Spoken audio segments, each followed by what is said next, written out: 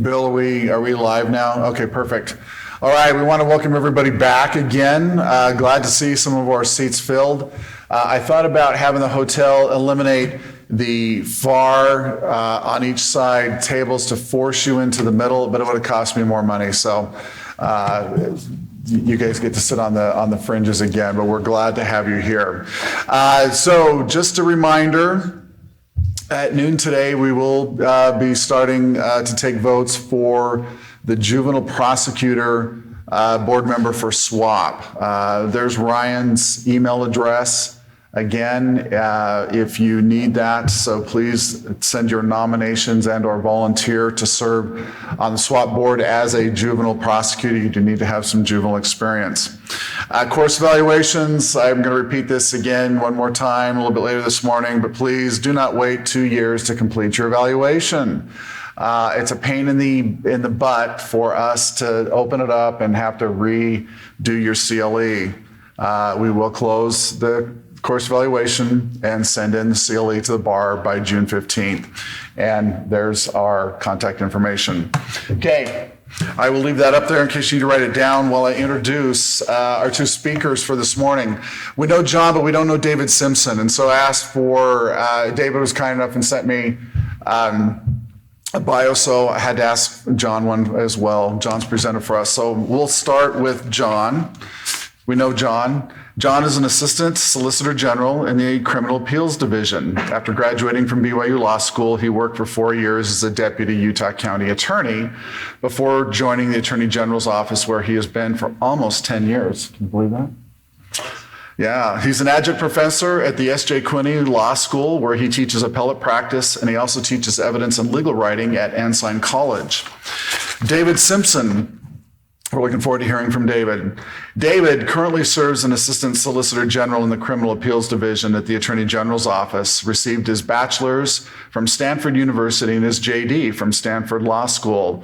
Before moving to Utah, he served as a law clerk to Judge Michael S. Caney, thank you, of the U.S. Court of Appeals for the Seventh Circuit, and litigated criminal appeals for the Illinois Attorney General's office and the Arizona Attorney General's office.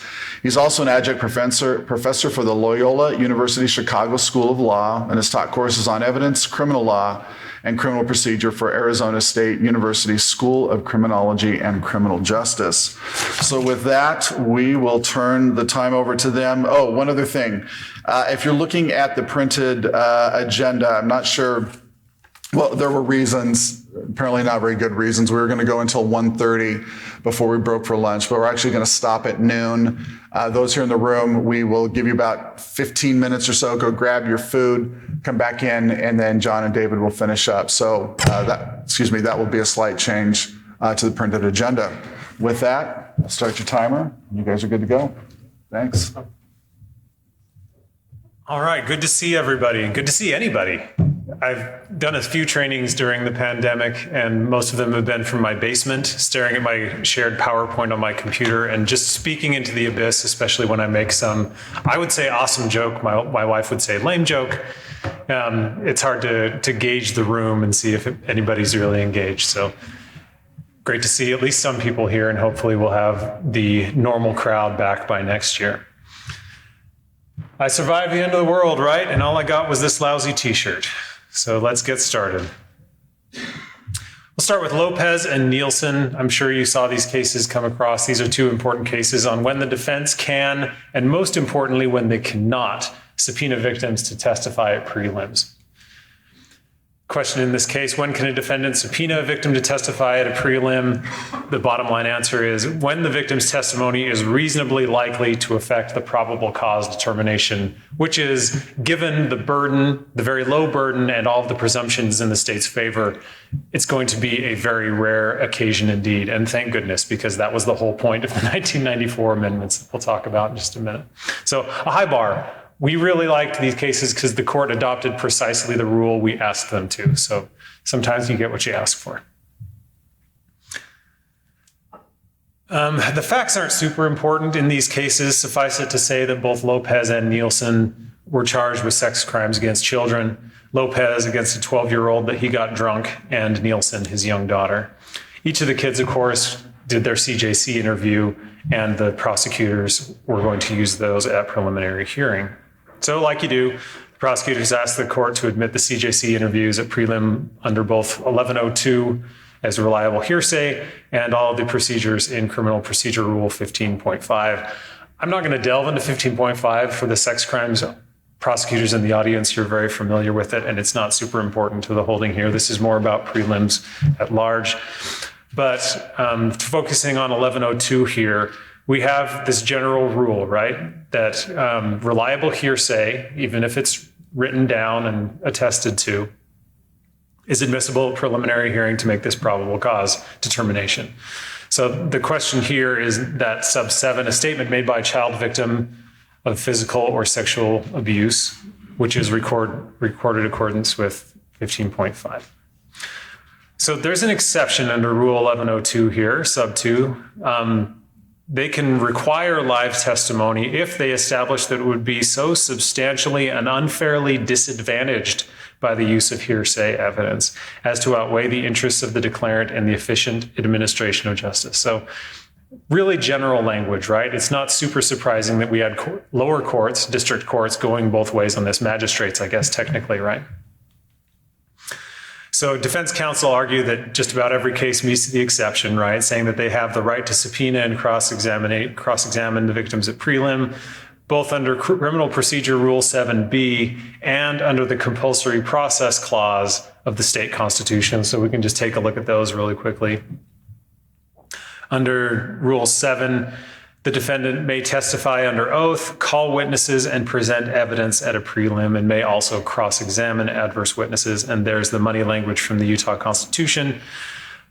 They have the right to compulsory process to compel the attendance of witnesses in the accused's own behalf. So this was the basis on which they were arguing, hey, we should be able to call in these victims whenever we feel like it, essentially, because we have these general rights.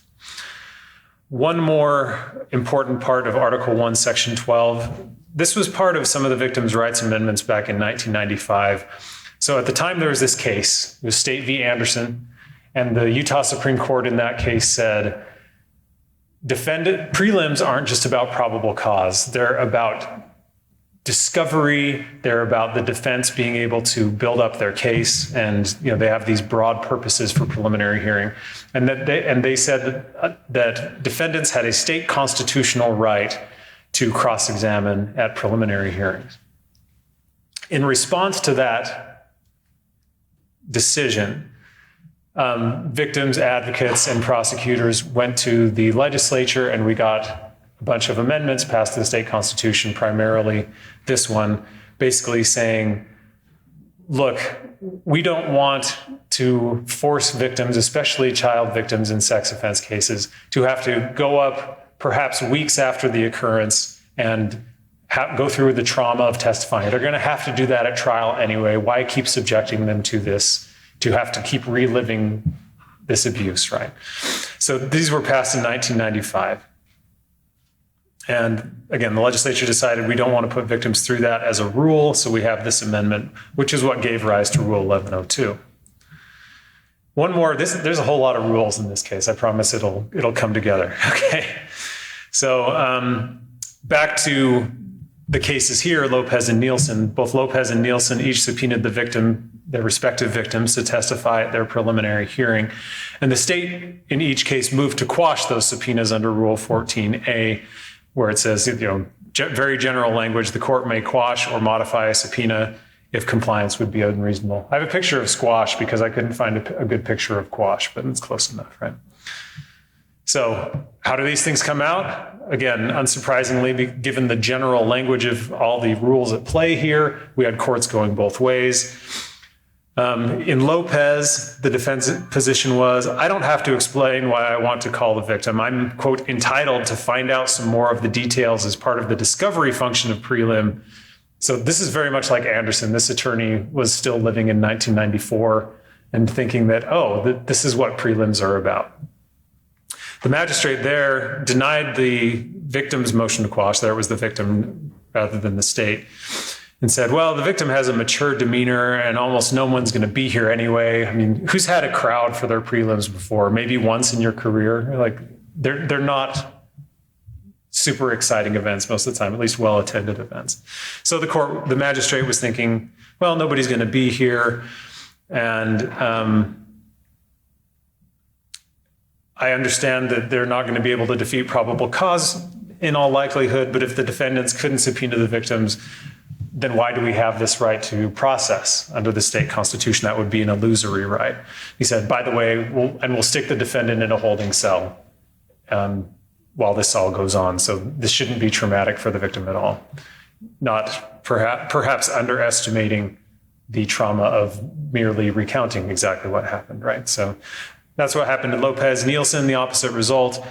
The defendant's position there was, look, there's nothing in the rules of the Constitution that lets a victim's avoid process.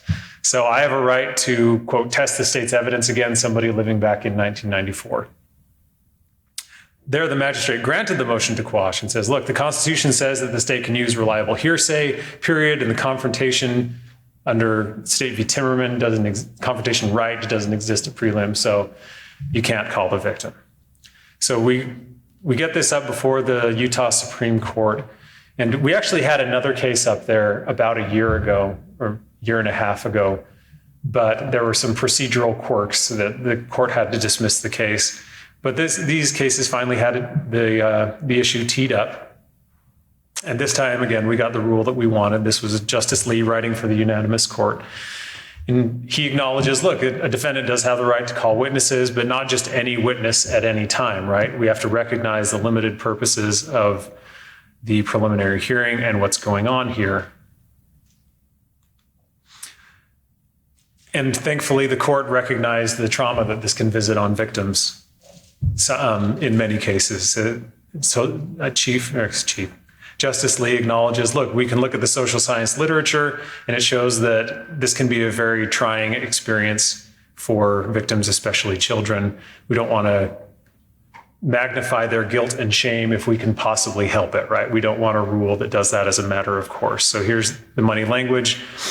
Once the state has used a victim's reliable hearsay to make a prima facie showing of probable cause, a subpoena compelling the victim to give additional live testimony will survive a motion to quash only if the defendant demonstrates that the subpoena is necessary to the presentation of specific evidence that is reasonably likely to defeat the showing of probable cause. So that's a really high burden, right?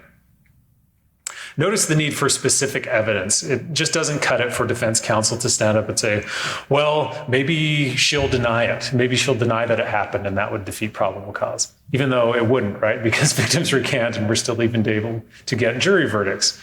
So you would really need some compelling evidence as a defense attorney, specific evidence to be able to haul the victim in there and get them. And in all likelihood, you wouldn't really have to haul them. If they're going to give helpful, favorable testimony, presumably the victim has recanted and really wants to go and testify anyway, right? It can't just change the mix a little bit. The results in these particular cases are kind of an afterthought.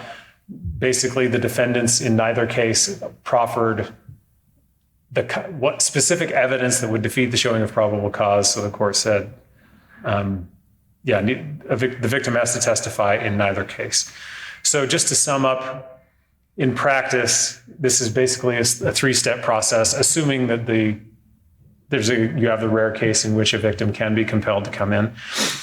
It starts just like any normal prelim. You put on your case, whether it's on paper or maybe you have a witness on WebEx or whatever's going on right now.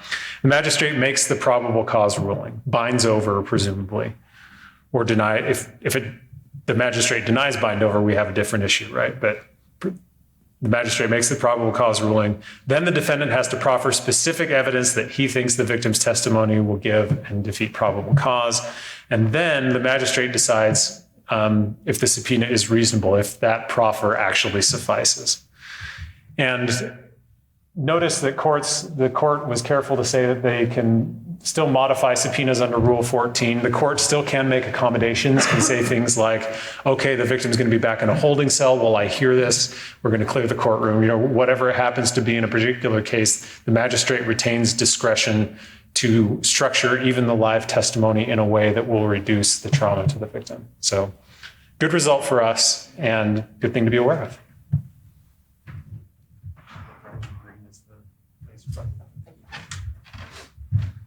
Thank you, John. Thank you, everybody. Before I get started, whenever I give a presentation like this, I always like to also acknowledge that if we're talking about appellate cases, that some of those cases may have been your cases at trial or below.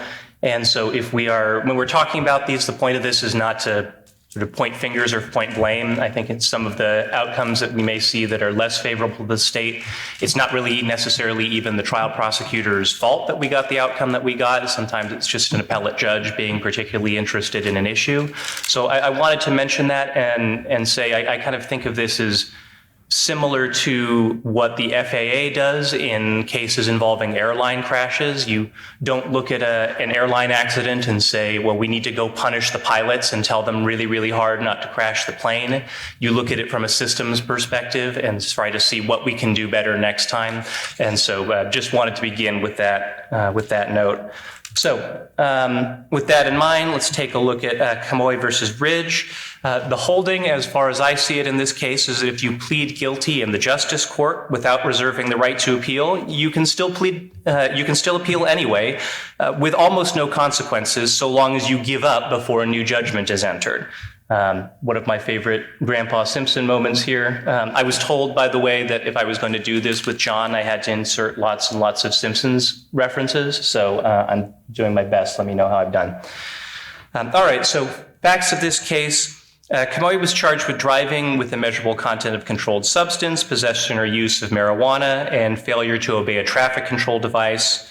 She moved to suppress blood evidence in the justice court. That motion was denied. And so then she pleaded guilty to one count of impaired driving and was sentenced the same day. So you can see she got a favorable outcome on the plea deal. She did not reserve the right to appeal. And the record, for reasons that are not particularly clear in the Supreme Court's opinion, the Supreme Court says the record is unclear about whether she waived her right to appeal. So with that in mind, she appeals to the district court anyway. She moves to suppress the blood evidence a second time. The motion is again denied. And she then realizes, oh, I regret this decision now. I actually want the deal that I had in the justice court. So she withdrew her appeal and asked to have her original plea deal back. So in an example of sort of everything you need to know about law you learned in kindergarten, the prosecution says, well, no takebacks. We gave you this plea deal, and then you appealed anyway and tried to get rid of the plea deal, so we want to reinstate the original charges. And the prosecution has a statutory hook for that. If an appeal to the district court is of a plea entered pursuant to a negotiation with the prosecutor, the defendant did not reserve the right to appeal as part of the plea negotiation, the negotiation is voided by the appeal. All right, so you'd think that might be simple enough. Things get really complicated quickly. I think this case is a good example of a case in which the Supreme Court is probably right as a textual matter in how they interpret this statute, but it leads to a result that is almost certainly not what the legislature intended. So what the Court of Appeals said, the Supreme Court says is, well, Kamoi's appeal voided the negotiation between the parties in the Justice Court, but not the resulting judgment. So the state would not be bound by the plea agreement in any trial de novo in the district court because the appeal had voided the plea negotiation, but the justice court's original judgment would remain in place unless and until the district court entered a new judgment. And one of the things the Supreme Court points out is, well, if merely appealing voided the justice court's judgment, then you could completely blow up the original disposition, and you'd never be able to get it back again because that judgment is now gone.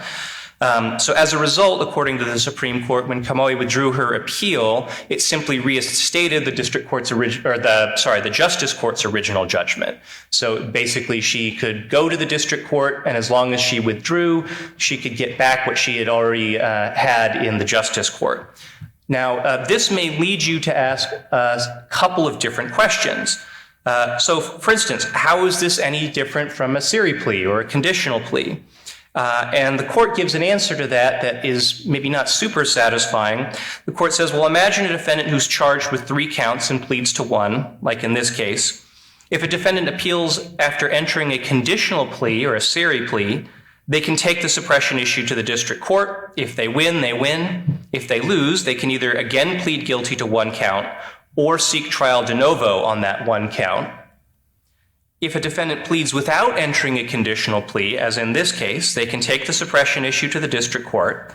However, the prosecutor is no longer bound by the plea agreement because the negotiation has been voided and can reallege all 3 original counts. The defendant can then either proceed to trial in the district court on all 3 counts or can withdraw their appeal and revert back to the justice court's original judgment. Follow-up questions. Well, that still seems pretty similar to a seri plea. Won't defendants just do this to get a seri plea when the state won't offer one? And the Supreme Court says, don't worry about it. This doesn't seem to have been a problem before, back when we didn't know this was even an option. And presumably, most criminal defendants want the finality of a guilty plea or the opportunity to defend their case in a court of record. My considered legal response to this is, really? I think most criminal defendants want the best outcome they can get in any way that they can get it. So it's not entirely clear to me that this is, just because this hasn't been a problem before, back then when we didn't know about it, that this is not going to be a problem now. And particularly given that the approach the court takes seems to allow a defendant to withdraw their appeal very, very late in the game. So you could really wait for the prosecution or the presumably sentencing district judge to show their hand before you decide to back out again. So other questions then. Well, is there anything I can do to stop my defendants from doing this? And the answer is maybe. So there's some dicta in footnote 5 of the opinion where the court says it's quite possible that the prosecutor may require the defendant to waive her right to trial de novo pursuant to the conditional plea. Because this scenario is not before the court, we're not going to consider it. And then in footnote 8, the court raises the possibility of conditioning a guilty plea on an express waiver of the right to de novo appeal. Like I said, this is dicta, so it's possible that if you do that, you could raise additional issues about waiver of the right to appeal, but at least that option is on the table. And if you pursue this option, make sure to get the appeal waiver clearly stated somewhere in the record so that we're aware of it and the court can take account of it. I know that can be a hard thing to do when you're in justice court, but it's because justice courts are courts that are not of record, right? But as I've seen a few appeals come up from justice court, I've had a couple of misdemeanor cases that I've participated in either as amicus or taking it over from a municipality. And I've noticed that justice court, at least some justice courts, have a decent paper record that they then send up to the district court rather. So if you are a justice court prosecutor and you're dealing with this sort of thing, get it in writing. And that will put us in a better position to defend the result on appeal. And I think, you never know what's going to happen on appeal, but I think we would have some pretty solid arguments for being able to waive that. Then we'll see how it plays out. But you'd be no worse off than we are right now, right? So it's probably worth a shot if you run into that situation. And the Jason Schatzes of the world or other defense attorneys who are just going to get a plea deal and then just keep fighting in district court forever. Maybe you can avoid that revolving door a little bit.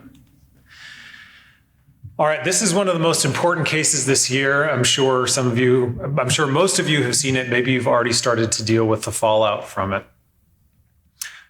State v. Valdez, this is about compelled decryption of electronic devices. Forcing somebody to unlock their cell phone is the most common example, but of course there are examples of flash drives or hard drives or computers or whatever else. Before we get into the case itself, I want to talk about the issue a little bit, just because it is so new, and I think we're likely to see different results under different facts. So I want to give you kind of the 10,000-foot view of what the issues are in this area, and hopefully equip you to think through the issues when we start getting motions and start dealing with this issue in earnest. And of course, if you do have any questions on this, if you get a motion, take to the prosecutor listserv or email me. I've got a lot of briefing on this. I've written a United States Supreme Court amicus brief on it. I've done CLE presentations on it. I have a lot of research on this thing. So hopefully that will be helpful to you. So looking at all these devices, I imagine everyone here uses at least 2 of these things every day, if not every single one of them every single day, right? And yeah, maybe some days you're using every single one of them. And as you know, criminals are just like you in this respect. They store pictures of their, friends and family, their texts and emails to friends, their downloads, their favorite websites, and of course, their online purchases. And as everybody here knows, a criminal case entirely without some form of digital evidence, somebody's texts, somebody's phone calls, somebody's whatever on their computer, is vanishingly rare these days. It might not be the central evidence in the case. Maybe you don't even need it to convict the person in a given instance, or maybe you have it through, maybe the defendant was texting somebody and you have that person's cell phone so you can get the content that the defendant was sending or whatever else. But there's some kind of digital evidence in just about every case these days. Almost invariably, these devices have some sort of encryption on them. So let's talk a little bit about encryption. Cryptography comes from the Greek words for secret writing, basically. So to encrypt something is to make it secret and unreadable. To decrypt it is to reveal the secret. And if you read some of the literature on this, you see these words plain text and ciphertext. That basically just means the thing you can read after it's been decoded, or the thing you can't read before it's been decoded. Has anybody ever seen an undecoded computer file before? It looks like your toddler got a hold of your word processor, selected wingdings font, and just kind of went like this, right? It's just unreadable. And that's the point. So all encryption is based on an algorithm. An algorithm is just a term that mathematicians use to mean, and computer programmers use to mean, a series of steps to do something, a recipe. And the most simple they call a Caesar cipher, because Julius Caesar had the practice of encoding all of his letters. He would basically just take the alphabet and tweak it a little bit, start the alphabet at D, for example, and then write it as if D were A, and then he could encrypt it, and then somebody could decrypt it if they knew what it was. Modern techniques, though, use really big numbers to lock the data. It's an older movie now that I'm getting older, but if you've ever seen Sneakers, this is the idea, right? We have these massive computer programs that are using very complicated series of mathematical steps to make it essentially impossible to read something without a key. So we have the obligatory Christmas story clip. Let's see if this will work for us. 90 seconds later, I'm in the only room in the house where a boy of 9 could sit in privacy and decode. Aha, B. I went to the next. E. The first word is B. S. It was coming easier now. U. 25. That's R. I'll be right there, Mom. Gee whiz. G. O. Be sure to. Be sure to what? What was the little orphan Annie trying to say? Be sure to what? Andy, you've got to go. Will you please come out? All right, Ma. I'll be right out. I was getting closer now. The tension was terrible. What was it? The fate of the planet may hang in the balance. No, Andy's got to go. I'll be right out. For crying out loud. Gee, almost there. My fingers flew. My mind was a steel trap. Every pore vibrated. It was almost clear. Yes, yes, yes, yes. Be sure to drink your Ovaltine. Ovaltine? A crummy commercial? Son of a bitch. I went out to face the world again. Wiser. All right, so if you have a simple code, it's fairly simple to crack, right? Like a Caesar cipher or the Ovaltine code, We'll take just a few moments, and if you've ever seen any of the old documentaries about code breakers during World War II, you can actually learn how to do this stuff fairly easy. But that's not what we're dealing with. If you have a complex cipher, you have a very complex key. Currently, standard keys are either 128 or 256 characters long. And we'll talk about the implications of that in just a moment. So how do you use cryptography? Everybody here uses cryptography every day without even trying to. Every time you turn off your phone or lock your computer, every time you must enter a password or use your face or put your fingerprint on something, you are encrypting and then decrypting this data. And of course, nobody wants to memorize and input a 128-bit or 256 character password every time. So manufacturers give you a meta key, right? They have you pick a swipe pattern or use your face or biometric data, whatever it happens to be. This is kind of the meta key that then tells your computer, phone, whatever, to then decrypt everything so that you can look at it and so that you can use it. And then we also have these additional protections. So if you have this meta key, this 4-digit password or swipe code or whatever else, you could actually guess that after a fairly short amount of time. That would be more akin to trying to crack the code for drinking more Ovaltine or whatever, or Julius Caesar's letters. So what manufacturers like Apple and Google do is limit the number of times. And I'm sure anybody has dealt with this. If your toddler has gotten a hold of the iPad and it says, and they try too many times to unlock it, what happens? You can't unlock this thing for a month, or maybe it erases all the data. Like it's a huge freaking pain. But that's to try to prevent people from brute forcing their way into your data, basically. So it can lock the device, erase the data, extend the time between tries to a time that's far too long. So how do you break the lock on these things? Breaking a simple cipher takes experts just a few minutes through like what I call these brute force methods. If you try to break a complex cipher through brute force, it's nearly impossible. So brute force is just like keep trying codes until something works, right? The possible combinations for a 120-bit key are 2 to the 128th power. I'm not even going to try to say that number. Possible combinations for a 256-bit key are not just double that, but they're exponentially more, right? So to give some perspective on that, the possible keys to break one of these ciphers would outnumber the grains of sand in the sea and the stars in the sky combined. You see the numbers for the estimated grains of sand in the sea and stars in the sky. These are just such unimaginably massive numbers. The mathematics overwhelmingly favors encryption because it's so easy just to change one thing and make it that much harder to break into, or make the password just a little bit longer. All of a sudden, the number of possible combinations, like who here is forced to change their password every couple of months on their email? And then you try to reuse a password that you forgot you used like 2 times ago. It's like, no, you can't use the same password until you've had 20 passwords in between them. It's a huge pain. But the reason they do that and say you have to use a character, you have to use an uppercase, you have to use a symbol or whatever else, is that it makes it, just that one little tweak will make it exponentially more difficult to break that lock. Now, in some cases, I know that it's possible to bypass the lock. You have companies like Cellbrite that say that they can bypass all encryption. And I know, has anybody ever used Dixie State to break open a cell phone or something? I see a couple of hands going up. I know they have a program down there that is it free to law enforcement?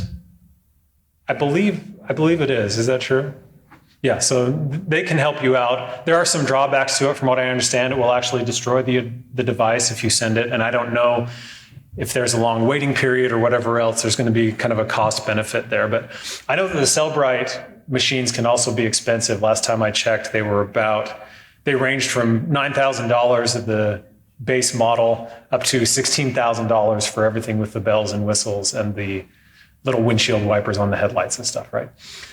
So I know that it can be expensive, maybe prohibitively expensive sometimes, but even if, Cellbrite is the one that broke the code on the iPhone over the sniper shootings in California some years ago. But as I understand it, it didn't take Apple long to just change their encryption, and then Cellbrite has to start again and try to break it. So even though you can sometimes break in there, it's not always guaranteed that the encryption isn't going to race ahead. Okay, so let's talk about the Fourth and Fifth Amendment history just a little bit. I won't dwell on this too long, but I think it's helpful to you as you think through these issues. So as far as locks in the Fourth Amendment go, Fourth Amendment is the primary protector, I think it's fair to say, of the right to privacy to the extent that one exists. And the Fourth Amendment has a preference for warrant searches. And if the government has a warrant, it's been the case since at least 1603, so for about 400 years now, it's been the case that if you have a warrant, you can break down the door, you can cut open the safe, you can get into that however you want. If somebody's not cooperative, if you say, I have a warrant to search your house, like, well, you can't come in. It's like, well, you can move them out of the way and kick their door down if you need to, if it comes to that. So that's just kind of Hornbook Fourth Amendment law has been that way for a very long time. The problem is that we also have a Fifth Amendment issue here, and that's where it gets a little dicey. So the Fifth Amendment right against self-incrimination, the prototypical case is what grew out of the Star Chamber, out of the Spanish Inquisition, forcing somebody to confess, right? This was within the historical memory of the founders. The Star Chamber was finally abolished with the Glorious Revolution in 1688. That's less than 100 years before the American Revolution, right? So there were people still alive who remembered these practices. And in response to that, we have the Fifth Amendment saying, well, we're not going to torture confessions out of people. We're not going to build our cases based solely on confessions. So the prototypical case is you can't beat a confession out of somebody. But we also have what the US Supreme Court has come up with called the active production doctrine. And the basic idea behind this is forcing somebody to do something can have the same incriminatory effect as forcing somebody to say something. So to be a protected act of production, the action has to be compelled. It has to be testimonial, and this is where most of the fights are. And testimonial in this respect isn't exactly the same as testimonial in the Sixth Amendment Crawford kind of respect. This is more like, are you being forced to say something out of the contents of your mind, which is a distinction that doesn't make a whole lot of sense once you get down an analytical chain on this, but that's where we're at right now because most of these cases were decided in the 70s and 80s, and the Supreme Court just hasn't addressed it very much. And then, of course, it has to be incriminating. And incriminating in this respect doesn't just mean, here's the thing that proves my guilt. I have a confession on my computer, and then you open it up and like, surprise, I'm guilty. But it can be something like laying foundation for evidence that might later come in. Now, we know that not all acts are protected under the Fifth Amendment, right? There's a whole list of things in Rule 16. Has anybody ever used Rule 16 to get a defendant to grow their hair out or get a haircut or say a line or something like that? Every now and then, provide a handwriting example. There are U.S. Supreme Court cases, a line of them saying, look, you can force somebody to do something sometimes, and that doesn't violate the Fifth Amendment. Things like giving over a blood sample, a handwriting sample, a voice exemplar, so you can force somebody to stand in a lineup and say the line that the robber said or whatever, or to try on a particular piece of clothing. The idea behind these rulings is these are not testimonial because the acts themselves don't communicate anything. They're not telling you anything. They are just demonstrating something. They're not disclosing their knowledge or admitting guilt, even though it might have the effect of making them look super guilty, which is, of course, the point. And, of course, they are in most instances, right? So the unsettled law in this area, it hasn't been applied to electronic devices at the US Supreme Court level, but we do have some of these older subpoena cases. So if you get one of these motions, odds are they're going to rely on these subpoena cases stretching back to the 1970s and going through the mid-80s or so. Just a quick summary of these cases so you have an idea what the arguments are likely to be. United States versus Fisher is the first one. The defendant was being investigated for tax fraud by the IRS, and the defendants got some records from their accountants and gave them to their attorney, because presumably their attorney said, well, we got to look into this whole tax fraud thing. Why don't you give me your tax records so we can look this up? And they hand over their tax records to their attorney. Then the IRS sent a summons to the attorney and said, okay, hand over those records that your client just gave you from their accountant. So in Fisher, the government was looking to force Fisher to sign some consent forms to get these documents.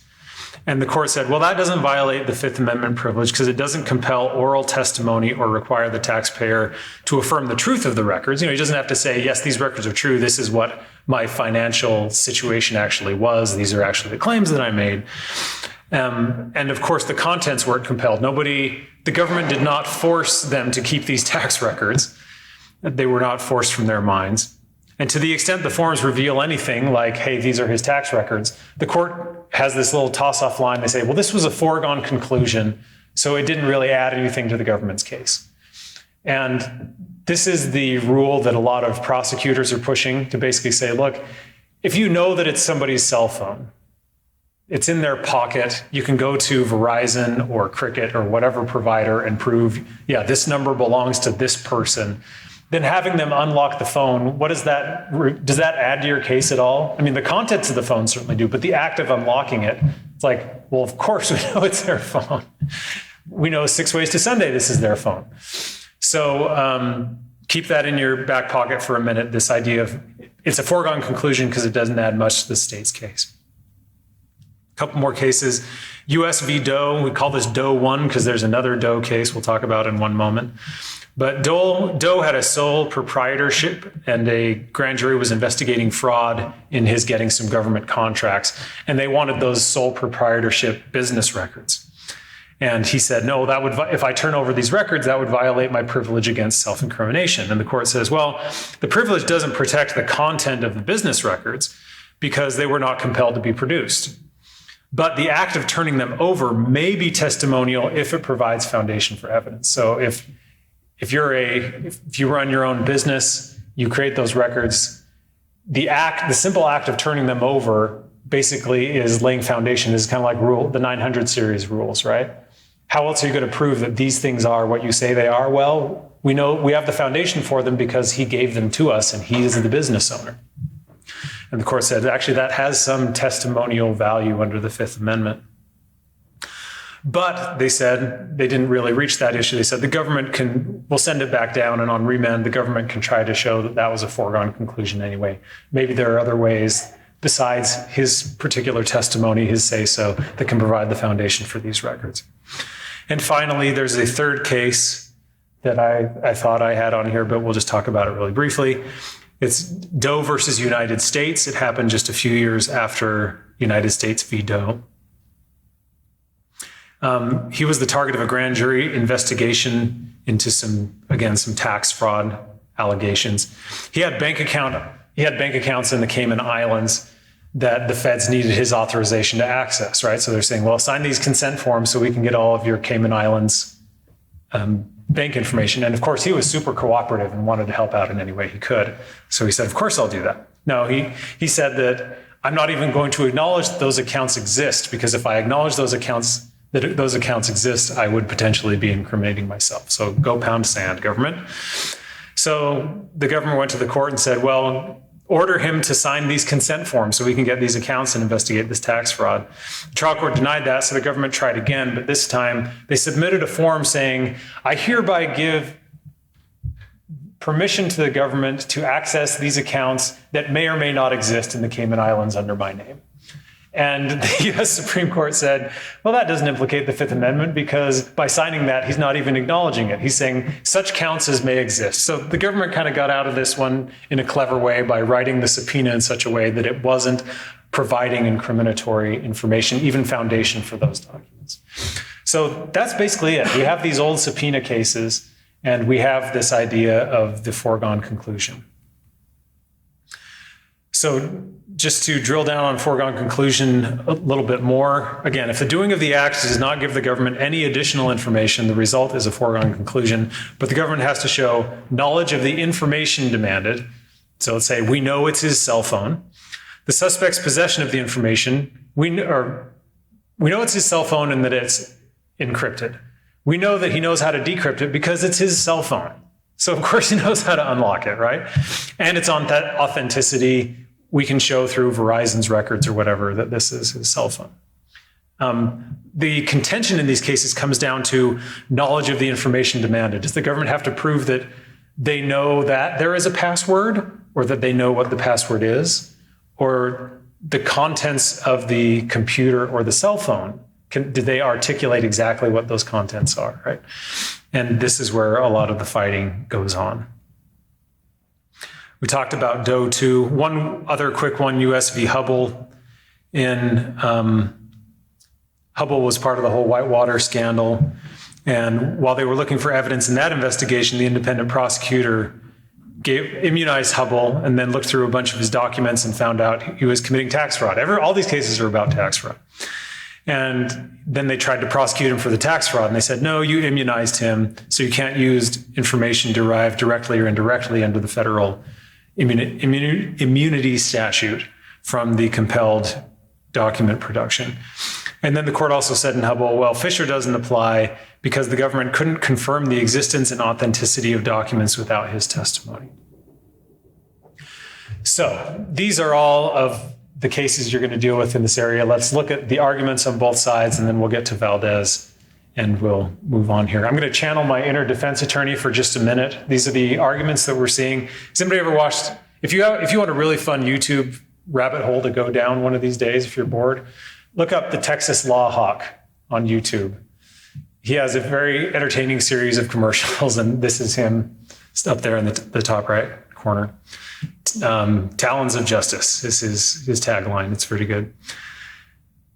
From the defense point of view, they basically say, look, electronic devices are so different from what existed before that we need new rules. And there's a little bit of appeal to that. There's especially appeal to that in a certain segment of the judiciary and of the population, right? It's understandable. Everybody's life is on their cell phone, right? If you lost your cell phone or your computer, it wouldn't just be like in days of yore where, oh gosh, I don't have that paper I was working on for my biology class. It's more like, oh, there goes all my access to my bank accounts. There goes my life. There goes all my pictures. There goes all my messages to my spouse. We have so much information on these devices.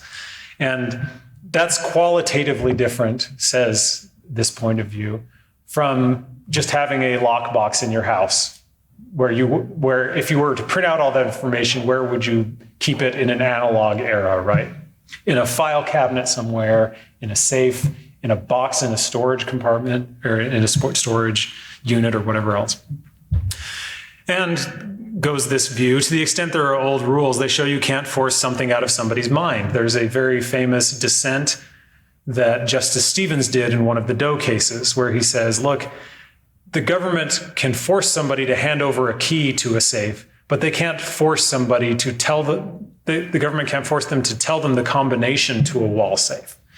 And this analogy has really taken over this field of law, where you have courts saying, well, anytime you're forcing somebody to tell you what the password is, that's like forcing the combination to a safe from their mind, therefore it violates the Fifth Amendment. I think that's overly simplistic. We'll talk about it in a minute, but you see that a lot in this area, and I'm sure you've probably already seen it some of you.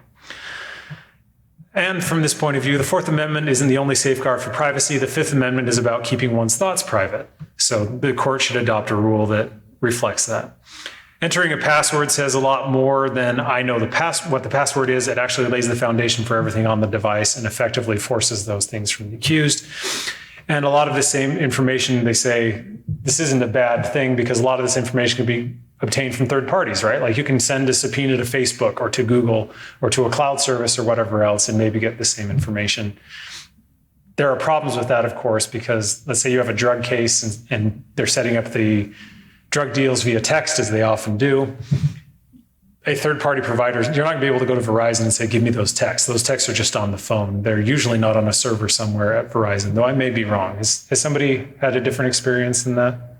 Been able to get like third-party information when somebody wouldn't unlock their cell phone? Yeah, so not all the data is going to be available. From the prosecution side, as I see it, electronic devices are really just fancy boxes. And the primary guardian of privacy is the Fourth Amendment. So if you have a warrant, just like in olden days, just going back to the 1600s, you should be able to break the door down, right? But the problem with electronic devices is encryption can be so strong that you effectively can never break the door down. So how is that fair? By letting somebody, when you have proven probable cause to an impartial magistrate, why should somebody be able to use the Fifth Amendment as a sword, essentially, against the Fourth Amendment? That's how I see it. And entering a password, because really it's not about what's on the phone, because the government didn't force you to make that stuff. The only thing they're forcing out of you is like, put in the password or give us the password. And entering a password really is not going to add anything to your case. I think the Fisher foregone conclusion exception should apply, because it's not like the fact that they know the password to their own cell phone is really going to crack the case open for you, right? I mean, it might crack open the case for you, but not that fact. What you care about is the stuff on the phone. That's what's going to crack the case open.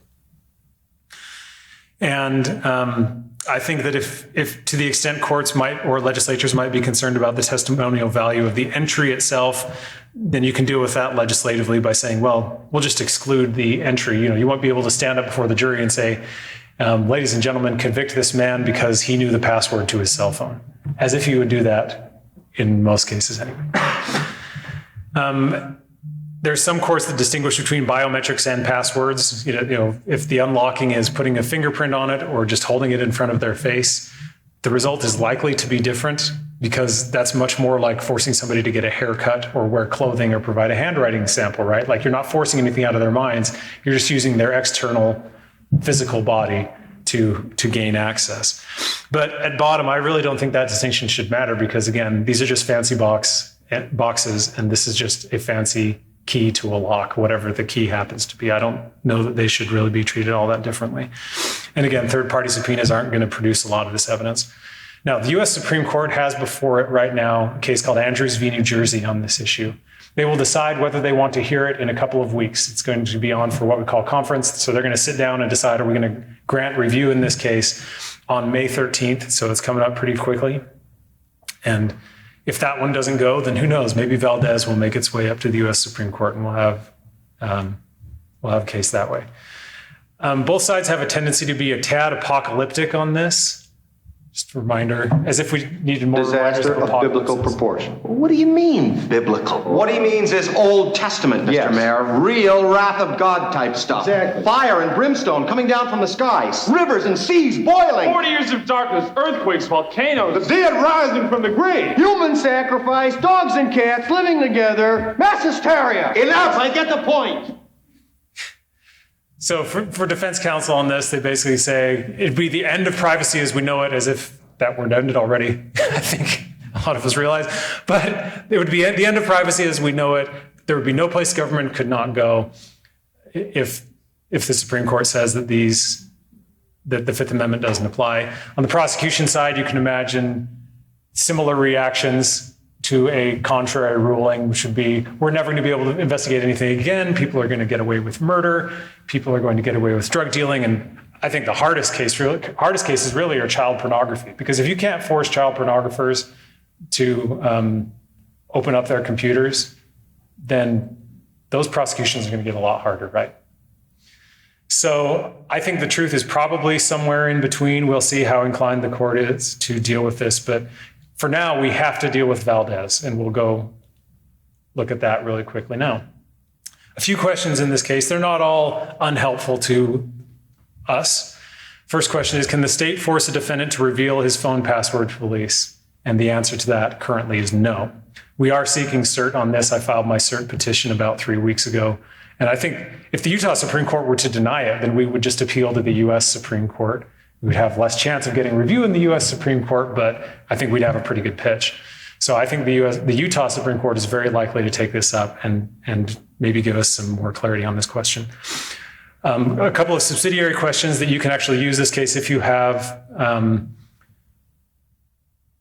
something involving the investigation exception, objection, hearsay. Your Honor, I'm not admitting this for the truth of the matter. I'm using this to show why the cop did what he did. there's some helpful guidance on that issue here. And there's also a cautionary tale about should prosecutors ask witnesses to opine on the truthfulness of other witnesses? That answer is, of course, a big heck no. All right, this is our charming Mr. Valdez. He was upset that his ex-girlfriend refused to get back with him. So what other options did he have than to lie to get her to meet with him, kidnap her at gun and knife point, and tell her he was going to kill her? While he was driving around threatening her, saying things like, I hope you said goodbye to your kids today because this is the last time you'll see them. A dog who had gotten off its leash ran in front of the car, of all things. And even though he's on his way up the canyon to brutally murder his girlfriend, presumably, he stops to let the dog pass by. Because what is this, a Steven Spielberg movie? You just can't kill the dog? Anyway, as soon as he slows down for the dog, the victim figures, well, if I'm going to escape, it's now, right? So she fights like crazy, and fortunately, she's able to get out of that car and make it to a neighbor's house, and they later call the police. There are lots of issues in this brief, but we'll narrow it down for today's purposes. This is a case about, like a lot of cases, about dueling narratives, right? The victim says defendant is an abusive, controlling boyfriend. Defendant says she's the crazy ex-girlfriend, and she's the one who wants to get back with him, and she's making this drama all up, yada, yada. Because the defendant robbed the victim of her cell phone and got rid of it, the state had to rely on her memory and testimony of what her communication had been with Valdez leading up to the kidnapping.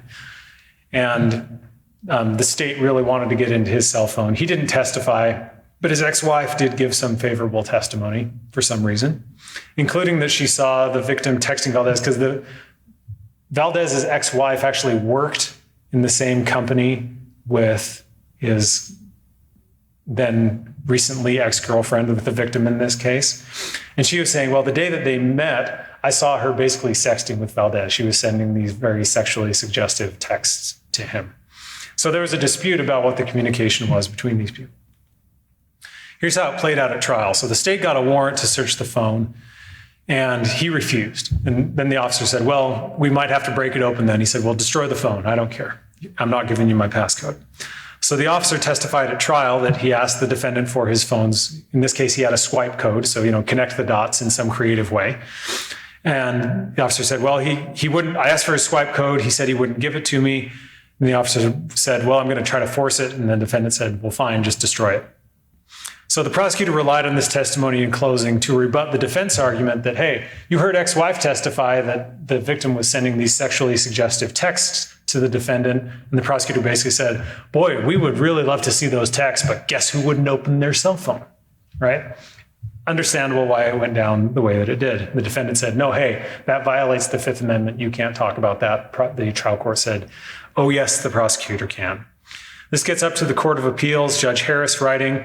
He goes over the active production test that we talked about a little bit earlier, compelled, and said, well, the state conceded that this was compelled. Now, what is being compelled, of course, is the password. The state had a warrant.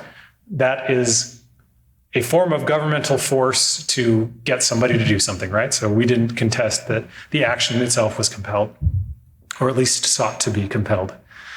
Incriminating, the court said, well, the code itself is not incriminating, the little connect the dots swipe code, but it could lead to incriminating evidence. So relying on Hubble, that whitewater case that we talked about, this would provide foundation for what's on the cell phone, therefore it's incriminating. And testimonial, the court says, yes, it discloses evidence, information from the defendant's mind, again, going to that analogy that Justice Stevens made decades ago, to provide this foundation for other evidence. And then looking at the foregone conclusion test, the court basically said, look, the US Supreme Court mentioned this once back in the 70s. They've never really applied it. So we're not going to extend this into the digital world, and we're doubtful that the US Supreme Court would. So basically for policy reasons, the court says, this seems to be a really narrow thing, and we're not going to apply it outside of the subpoena context. This was my case, and something that got my dander up a little bit is that the court didn't even mention that the state had a warrant and that they knew that it was his phone, which I think is a pretty big deal, right? It's one thing if the cops are just trying to force you to open your phone, but if they've gone through the whole process to get a warrant, compliance with the Fourth Amendment should mean something. It didn't mean anything, at least materially, to the Court of Appeals yet, but we'll see hopefully what the Utah Supreme Court says about it. All right. The kinds of claims you might get in these cases, just a quick overview and some helpful cases in the future. If you have a biometrics case, so if somebody, like my work iPhone has the face thing, right? If I just look at it, the little lock on the top opens and I can access everything on the phone. If you have a case with a fingerprint, or I don't know any phones that open up to voice or face print or whatever it happens to be, there are a number of cases, this is just one of them, where they basically say, look, facial recognition and fingerprint is just like the blood handwriting voice sample. It's unprotected, though there is one case going the other way. But I think this is the strongest argument in this area for it doesn't violate the Fifth Amendment to use biometrics to unlock these things. If you have a password, so that includes putting in the numbers or connecting the dots, there are a couple of different ways to approach this. The way that the record was slightly unclear, but the way that the officer appeared to approach it in Valdez was to say, hey, give me your password. Now, I argue that that was unlikely because it's one thing to say, my password is 1234. It's another to say, start at the top left dot and then proceed to the middle dot and then go up to the top right dot. It's just not really practical to have somebody explain their swipe code to you. So I think it's more likely that the officer was asking him just to grab it and go like this and open it up. But regardless, the court's ruling in Valdez was grounded on they wanted him to turn over his password to the police. And if police ask for it so they can do it, you have some courts that say this is protected because it's just like the wall safe combination like we just talked about. Some say, well, we can apply the foregone conclusion rule, and there's a whole bunch of cases there. And then others decline to apply a foregone conclusion, essentially for the similar reasons to why the Utah Court of Appeals did. So if you have one of these, currently in Utah, you can't ask them for it. Well, you can ask them for it, but they don't have to give it to you. Another possible way, of course, is to have them do it. It's like, look, I'm not going to be the intermediary here. Here's your cell phone, you unlock it. Now, I realize that there are dangers with that, especially if it's like a computer. Let's say a very sophisticated defendant has a bunch of child porn on their computer. And if they unlock their computer, what's the first thing they're going to do? They're going to hit some kill switch, right? And wipe the whole computer. And you won't even be able to try to get it open at Dixie State or from Cellbrite or whatever other hacking technology you can get your hands on.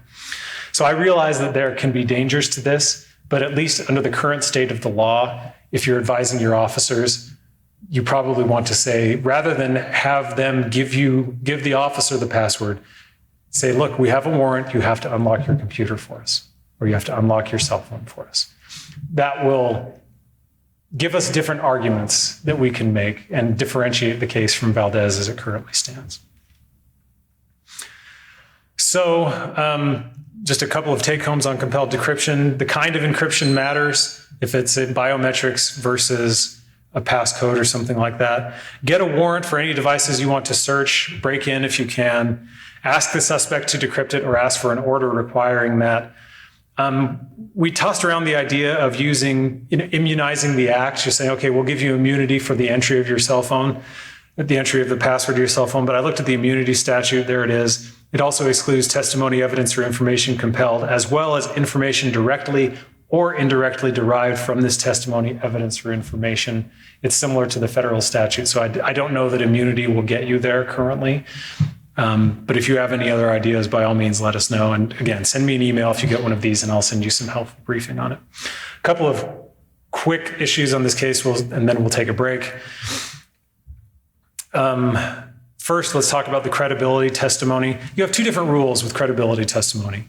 If you have a lay witness, you can't have them say, I believe so-and-so, essentially. If you have an expert witness, they can't say something like, well, they can't act like a human lie detector. They can't say, look, I've been to all these trainings and I know how to tell when people are lying, and they raised their left eyebrow and spoke in a high voice when they were talking, so I knew they were lying, kind of thing. The expert witness rules prohibit that. In this case, the prosecutor actually basically what the officer did is say, look, I've been trained, when I was interviewing the victim, I had her tell her account backwards. And I've been to all these trainings, and they say if somebody can tell their story in reverse, they're most likely telling the truth. And then the prosecutor actually asked them for their opinion, and the detective said, I believe victim was telling me the truth. So you just can't do this. Never ask either an expert witness or a lay witness to opine on somebody else's truthfulness. There's an exception for that, right? On a particular occasion, you can get them to say, in my experience, it's my opinion that they're an honest person, or they have a reputation in the community for being honest or something like that, but never get a witness to say, yeah, I believe this person was telling me the truth on this occasion. It's just out of bounds. Finally, a caution on the police investigation exception to hearsay. Exactly where the line is on this thing is not clear in Utah, right? Like, when is something, you can argue that it's not hearsay if you want the officer just to say, yeah, dispatch told me to look for a red Buick driven by a Hispanic male or whatever it is. You can get past a hearsay objection pretty easily on that, because you'll say, I'm not using it for the truth of the matter asserted. I'm using it to say, why were you looking for a Hispanic male driving a red Buick? It explains why the officer was doing what they're doing. But in this case, they had the officer say back everything that the victim told him about the entire encounter with Valdez. And then the prosecutor said, well, I'm just using it to show why the officer did what he did. Be really careful with that. If you push it too much, then we can't have nice things. And the court is going to push back and say, in fact, they already do say here, look, it's too much just to let everything in under the police investigation exception to hearsay. If you're going to use it sparingly, and we'll be able to have a nice rule that we like. But if you play with fire, then we're going to lose our nice things, and maybe the court will make it much more difficult to use that investigation exception. All right, we'll take a break.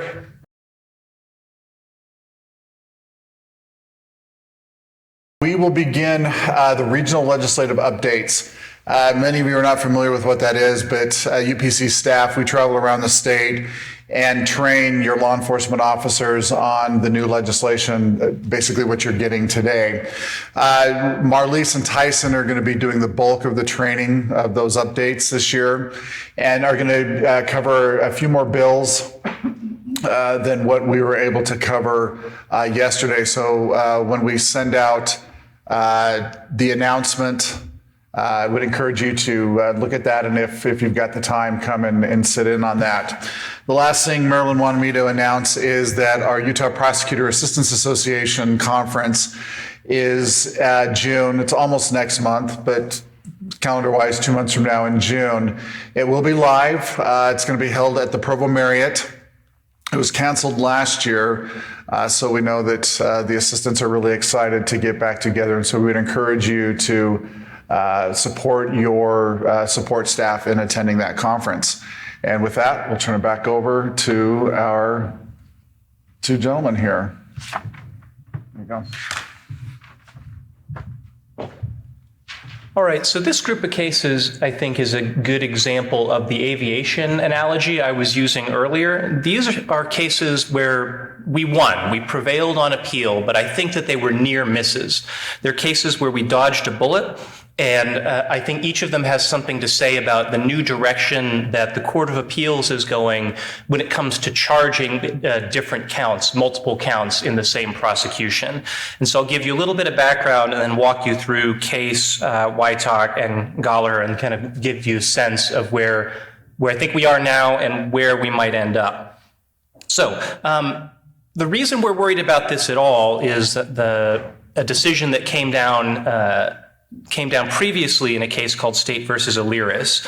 So Eliris was decided in 2019. Cert was denied. What happened in that case, Eliris was charged with 6 counts of sexual abuse of a child, 2 counts for 2 different instances against his daughter, and then 4 counts for 4 different instances against his daughter's friend. During closing argument, and my sense is this is actually fairly consistent with the way practice had been in Utah, the prosecutor described a whole bunch of touchings, a whole bunch of prohibited acts that could have been criminal, and generally told the jury that it could pick whichever ones it wanted to for a conviction. This is the reaction that the jurors had to being told that. They then sent a note expressing their confusion to the court, and the court told them to refer to their jury instructions. And so the jurors responded to that confusion by essentially convicting on just 2 counts out of the 6 counts charged, 1 for each victim, and then acquitting on the other 4 counts.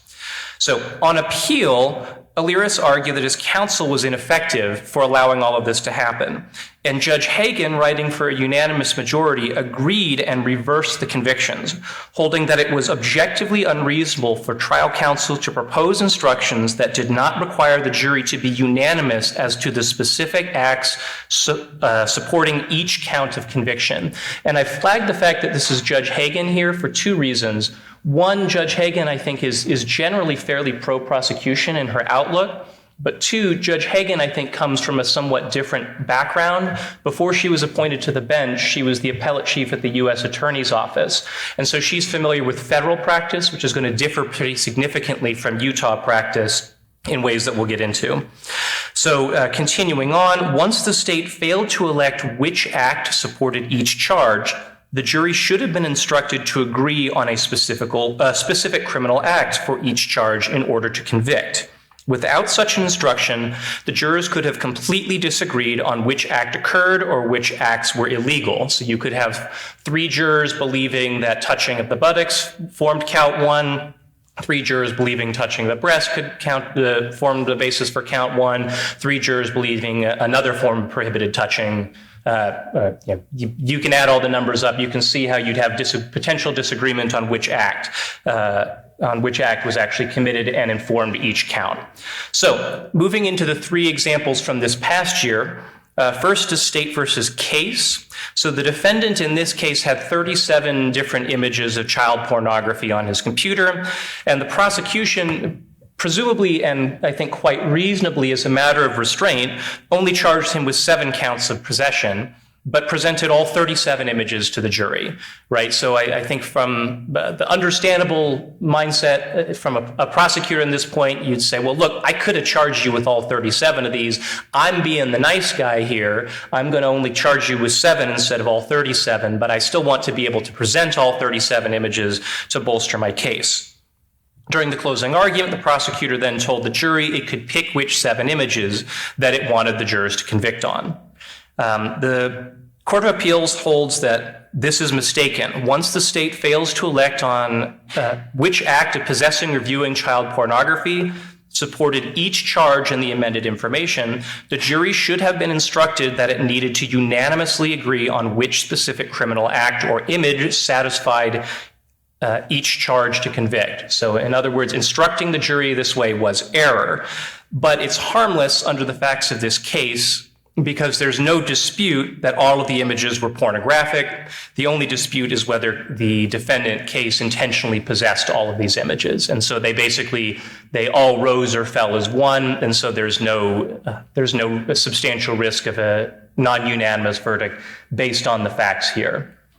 Second, non-unanimous jury verdict case, State versus Whitehock. Whitehock is charged with 1 count of rape and 1 count of witness tampering. But at trial, the state presents evidence that's arguably sufficient to support 2 different counts of witness tampering. So 1 count for threatening the victim directly and another for telling the victim's stepfather to pressure her to recant. And I apologize for the typo there.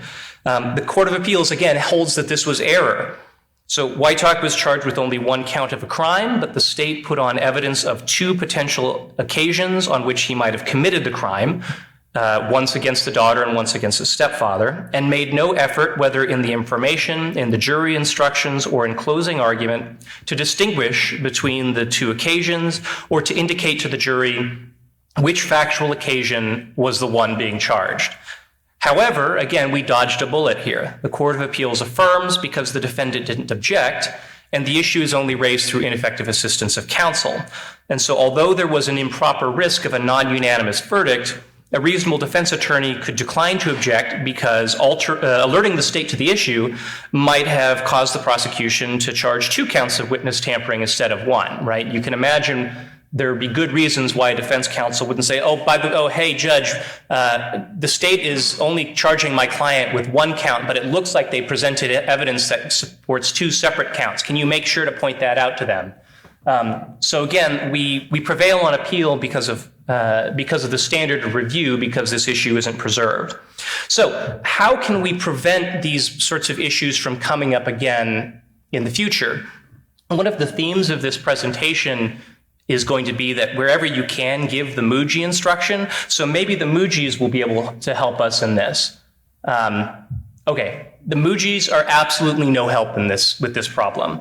The Muji committee, I won't read this verbatim, but the Muji committee has a note to its criminal instructions on unanimity that basically says, the Utah Supreme Court has suggested sometimes you might need special unanimity instructions. We think it's really complicated and we don't fully understand what the Utah Supreme Court means. We don't know what the distinctions are that they're trying to draw. So we'll just note here that sometimes you're going to need special unanimity instructions, but we're not going to opine on what those should be. You should look at the case law. All right. I have a query here. Is it really all that unclear? I'm not sure that it is. I'll give you my opinion on how I think you'd sort this out, and then we'll turn to the last of the three cases I wanted to discuss for a potential sample for how you could present your own unanimity instruction in the absence of guidance from the Mujis. So for the difference between unanimity of elements and unanimity of theories, this is the distinction the Utah Supreme Court has drawn. Take a look at State versus Hummel. So unanimity of theories would be something like whether the jury has to agree that the robbery occurred by entering the front door of a house or by entering the window of a house. And what our Supreme Court has said is jurors don't have to be unanimous about that. They can disagree about the theory of the way in which the crime occurred. But jurors do have to be unanimous about the elements of the crime. So, for instance, if there's evidence presented as to a robbery in Salt Lake City on Wednesday and a robbery in Provo on Friday, the jurors do have to be unanimous on which one of those two acts occurred. And I think the distinction there is whether they would have been chargeable as separate crimes, or merely as alternative ways of committing the same crime. So under the hypothetical here for unanimity of theories, those are both just alternative ways of committing the same act of robbery. Under the unanimity of the elements, you could charge each of those two robberies, the one in Salt Lake City and the one in Provo, as separate crimes. And the concern is that when you have one charge that encompasses multiple criminal acts, which themselves each would be independently sufficient to sustain a conviction, then you might have a unanimity problem. In other states, there's a much more developed case law on this issue, and they often refer to it as duplicity. So if you're presented with an issue like this and want to get some guidance from other jurisdictions, punch in duplicity to Westlaw or Lexis, and you'll be able to get some guidance from other states. I mentioned earlier that this is also why I flagged the fact that Judge Hagan was interested in this issue. I think this is an issue where federal charging and federal practice is different, and so the federal courts may be sort of more attuned to this than the Utah courts have historically been. But I think now that the Utah courts are aware of it, I think we're going to start seeing these sorts of issues more and more. All right, so how can you deal with this problem practically? Well, one way to deal with it is by giving a unanimity instruction, a special unanimity instruction in cases that might present a duplicity problem. And so for an example of that, you can look at State versus Gallagher. So Gallagher is charged with 4 counts of first-degree aggravated sexual abuse of a child, and at trial, the state presents evidence of approximately 8 prohibited separate acts of touching. During closing argument, the prosecutor suggests that the jury can pick or choose which of the 4 out of the 8 possible acts they want to convict Gallagher on without necessarily having to agree from juror to juror about the 4 counts. So as I think the last couple of cases discussed, this is mistaken, and this is courting reversal under cases like Eliris. So the Court of Appeals holds that this statement is error when the prosecutor's statement is error when the state charges a defendant with multiple counts of a particular crime arising from a number of distinct acts. The jury must be unanimous as to which act or incident constitutes the charged crime. And it quotes State versus Case for that proposition. Thus, to ensure unanimity in such multiple act cases, the jury instructions must either link the alleged criminal act to the charge, and I'll return to that subject, what that looks like later, or inform the jury that it must unanimously agree that the same alleged criminal act has been proven beyond a reasonable doubt. So, all right, so we have error. We say that what the prosecutor said here was not correct. However, again, we've dodged a bullet. The error was cured, according to the Court of Appeals, because the jury ultimately received proper instruction on the constitutional unanimity requirement via the trial court's aptly timed sua sponte curative instruction. So the district judge here hears what the prosecutor is saying and steps in on its own motion and says, no, that's not right. What the prosecutor said is mistaken. I'm going to give you a special unanimity instruction. So this is what that instruction looks like. The court describes it in a couple of different ways. It gives a longer block quote in paragraph 11 of the opinion, and then a shortened, trimmed down block quote in paragraph 34. The shortened version of it is the jury must make a determination as to each count and be able to find unanimity a specific instance that meets the criteria for the offense as to that count. There must be identified instances on which the jurors unanimously agree for each offense charged. That's a little clunky to me. I wouldn't give that instruction verbatim because I think it's a little goofy. You can see take a look at the longer one as well when you're not just sitting here listening to me drone on. But I think if you are faced with a potential duplicity problem where you're charging multiple potential acts, then I think you should try deliberately, if you can, to model a unanimity instruction off of Gallagher, because Gallagher has been approved by the Court of Appeals as sufficiently correctly stating the law to cure any error. So using some language of this version of Gallagher's language will help alleviate the unanimous verdict problem going forward. If you can, please also put in the record that you're basing it off of Gallagher. So if the Court of Appeals gets angry with us about the instruction, well, we can say, well, we got it directly from you, Dad. You're the one who told us that we're supposed to do it this way. So that's sort of an immediate suggestion for how to deal with this issue. There are a couple of other things to kind of look at going forward and to think about in calculating how you want to charge your various offenses, how you want to proceed, and maybe what your tolerance is for risk on reversal on appeal. So another option other than giving the unanimity instruction would be to distinguish individually between the counts. So whether in the information, in the jury instructions, or in the closing argument. So for example, you'd say count 1, witness tampering, to wit, threatening of the victim. Count 2, witness tampering, pressuring the stepfather. Or in a sexual assault case, oftentimes you would have sort of episodic memory. So you might see count 1, touching of buttocks at birthday party. Count 2, touching of breast after dinner. Whatever it is that matches up to the facts of the case. That method of charging, I think, is quite common in other jurisdictions. And if you do that, it can also alleviate these unanimity concerns.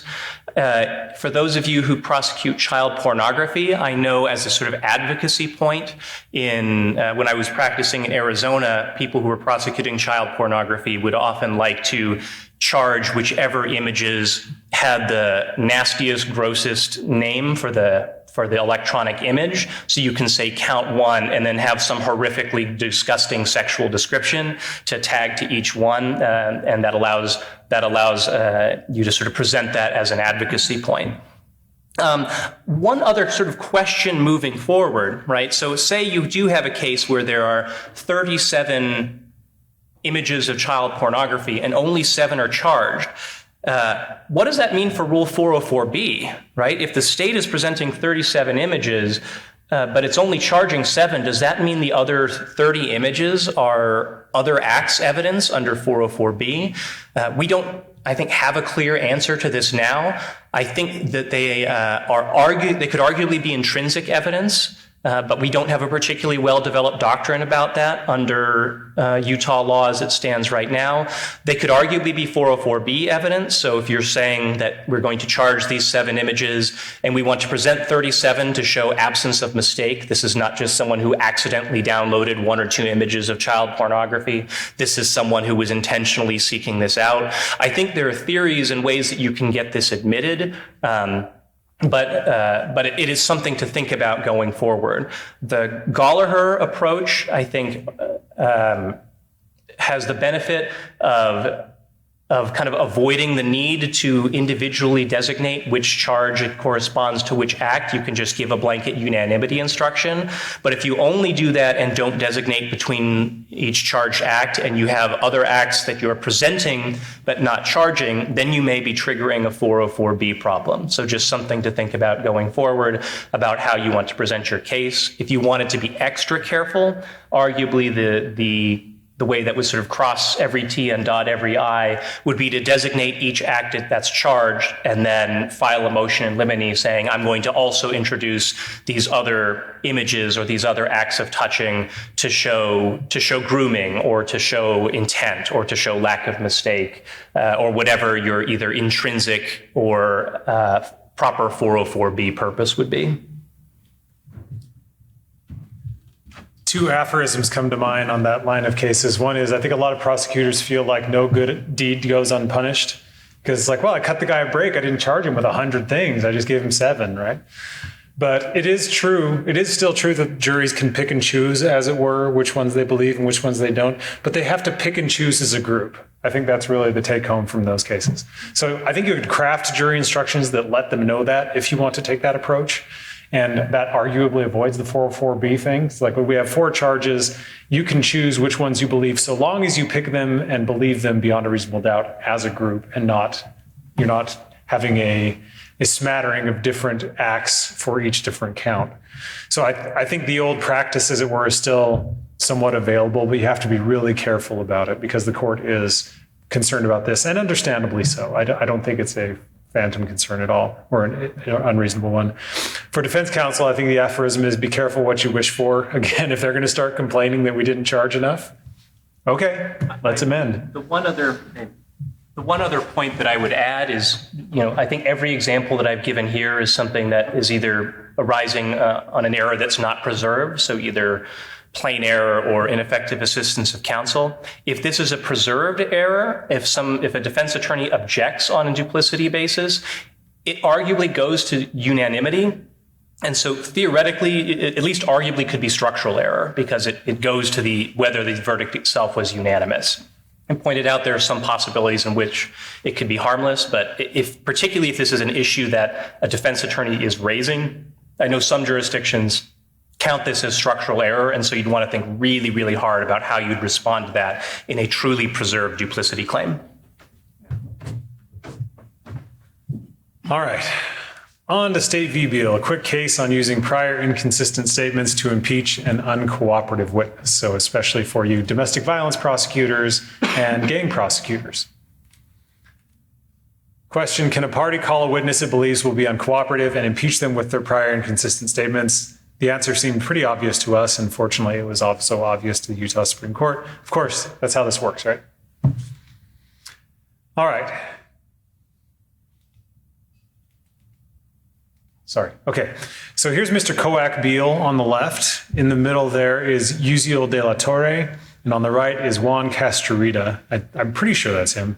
Anyway, they're all fellow gang members. And just a little disclaimer for all of the precise thinkers out there. These are only allegations. This was an interlocutory appeal. Mr. Beal has not been as yet convicted. Hasn't even been a trial yet. Not that there have been many trials lately, right? So Mr. Castorita is a big bad gang member, and he had a big bad gang dog. That's right. Big old bad French bulldog, little Frenchie. After his little doggy went missing, he went mad. He got mad and he wanted it back. Understandable for all those dog owners out there. So Mr. De La Torre, his friend, going along with the gang code of standing up for your homies, got mad right along with him. He took to social media warning that whoever stole the dog was, quote, gonna get it. So Castorita eventually came to suspect that a guy named Luis Cruz had taken his doggy and started messaging him with polite messages to please give his dog back. So the conversation went something like this. Dearest sir, it has come to my attention that you have come into possession of my dear Frenchie. I know not how this happened, but I urge you to please do the honorable thing and return him to me so that I may once again enjoy his sweet company. Sincerely, Juan Castorita, and so forth. didn't actually go like this, right? I actually had to use Urban Dictionary to translate all of these texts back and forth, which I thought was really fun to have like 7 footnotes to Urban Dictionary to explain what a phrase like this bitch finna gonna get lit up on me means to the Utah Supreme Court. But essentially they just argued back and forth. Give me my dog. No, I don't have it. Hey, what about this picture of you with my dog? Oh, that's not me. Yes, it is. I know it's you. Oh, anyway, goes back and forth like this with all sorts of colorful language and threats. So, but what happened next was no laughing matter. So Castruita told De La Torre to go drive by Cruz's house to confirm that his little dog was there and then to shoot it up. De La Torre took alongside Beale and 2 others, one of whom was Beale's cousin, so 4 of them in the car. Beale sat in the back seat behind the driver, who was De La Torre here. They circled the block a few times, and a couple of the neighbors' houses had Ring doorbells or some kind of surveillance so that they could record what was going on here. And so this car circled the block a few times, kept slowing down and passing by before the shooting. And according to these neighbors' surveillance cameras, the driver's side rear window was the only one down when the shooting happened. That happens to be where Mr. Beale was shooting, of course. According to the passengers, De La Torre handed the gun to Beale and said, shoot it up. He did, which ended up killing Cruz's aunt in front of her 13-year-old daughter as they were watching TV together. So really, really tragic, really sad. So here are the first stories. De La Torre tells the cops, hey, I heard the shots come from behind me, but he's being pretty tight-lipped. He's not saying, shots were fired. He's using the passive voice here, not being super specific about how the bullets ended up there, but he does say, I heard something behind me. The passenger's first story is, yeah, De La Torre handed the gun to Beale and then told him to shoot. So of course he heard the shots come from behind him. That's what he expected. That's what he wanted. Then the passengers, one of whom again is Beale's cousin, decide to change their story. And this is all before prelim, by the way. I think it's before prelim. Actually, it might have been right after prelim. So the passenger's second story, passenger 1 says, well, I lied. I was really afraid of De La Torre, and he threatened me and said, you better say Beale was the shooter. But that doesn't make a lot of sense because his first story implicated De La Torre anyway, and this didn't, even saying Beale is the shooter, it's like, well, De La Torre said that, you said that De La Torre was involved too, so it doesn't help a lot to just blame Beale. And the passenger 2, the cousin, the officer wrote out a witness statement based on what the second passenger had told him, but then he refused to sign it. And then he said, he just wrote on there, I won't sign it basically, and Beale wasn't involved when he clearly was. Anyway, they've changed their story. They're now no longer cooperative. So, a couple of rules. Defense counsel finds out that the passengers changed their stories and moved in limine to prevent the state from calling them and impeaching them with their prior statements based on some federal cases. So let's look at the Utah rules of evidence and the corresponding federal rules of evidence. Rule 607 in each is identical. It basically just says anybody can impeach, right? And the reason we have this rule is, does anybody know why we have this rule? What the rule was at common law? At common law, yeah, of course, everybody loves the common law, right? At common law, we had what was called the vouching rule. The idea was if you called somebody, you were implicitly or maybe even explicitly telling the court and the jury, look, this person is truthful. And you weren't able to impeach your own witness because then you would be at cross purposes with yourself, right? Like, well, you called them and you were implicitly saying this person is truthful. So you shouldn't be able to be unfair to go around and then impeach them. Now, there are obvious reasons for this. The most obvious to me is that who picks their witnesses, right? Outside of expert witnesses, you go to war with the army you have, as it were. You just have to deal with what your witnesses are in a given case, especially in gang cases. So Rule 607 got rid of that old voucher rule and just said anybody can impeach at any time, and for good reason. Then we have 801 D1A for prior inconsistent statements. So in Utah, the rule is much more lenient than the federal rule. In the federal system, if you want a prior inconsistent statement to come in for impeachment and as substantive evidence, the prior inconsistent statement has to have been given under penalty of perjury at a trial, hearing, or other proceeding. Now, this is a little bit easier for the feds because they don't proceed by information, right? They go by grand jury, which means they can get somebody's testimony very early on in a case, get it on the record, and later have that in their back pocket if somebody goes south on them. Grand juries in the state are very, very rare. Most prosecutors will go through their entire careers and never do a grand jury hearing, I think it's fair to say. And because of the way that prelims are after the Utah Supreme Court's ruling in Goins a few years ago, prosecutors have basically a disincentive to do live hearings, right? Because what good does it do you? Why do a live preliminary hearing when there's not even the prospect of you using that testimony later to, if somebody becomes uncooperative or unavailable? So in Utah, the prior inconsistent statement doesn't have to be under oath, and it comes in as substantive evidence, right? It's not just to say, jury, you can just use this to show that this person is telling the truth or not. You can say that statement is substantively true. That is what happened. So there's the difference, the similarities and the differences between the state and the federal rule. The basis for the defense objection here takes a little bit of explanation. So under the federal system, we have what is called the subterfuge exception. So the subterfuge exception is basically, look, there are plenty of federal prosecutors who have lots of prior inconsistent statements they would just love to get into evidence, right?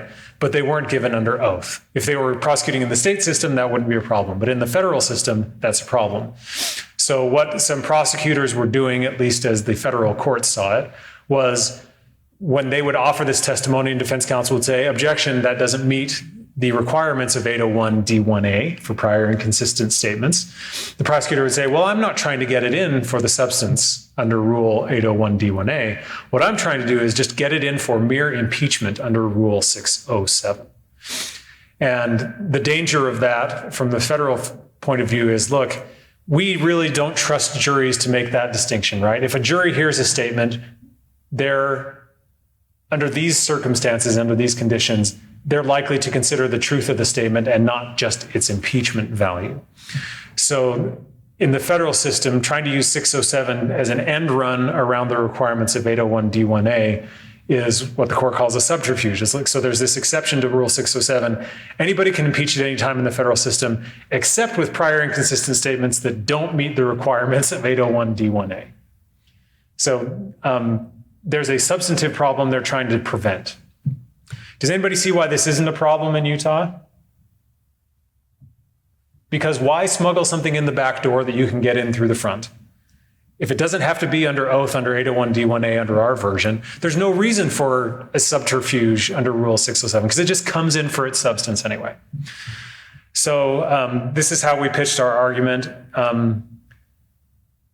The district court disagreed with us. I like this particular district court judge. I think he's a good judge, but he got this one wrong, so we took an interlock. He agreed with defense counsel and said, well, the federal and state Rule 607 are the same. That's true. And it is also true that when we have identical state and federal rules, our courts tend to look to federal courts for guidance because, hey, they're interpreting the same rule. We have the same rule. It makes sense. But he also happened to rely on Mangrum and Benson's treatise, which for whatever reason said, yeah, the subterfuge exception applies in Utah. They didn't cite a single case for it because there was no single case for it. And it disregarded this difference between the federal and state prior inconsistent statement rules.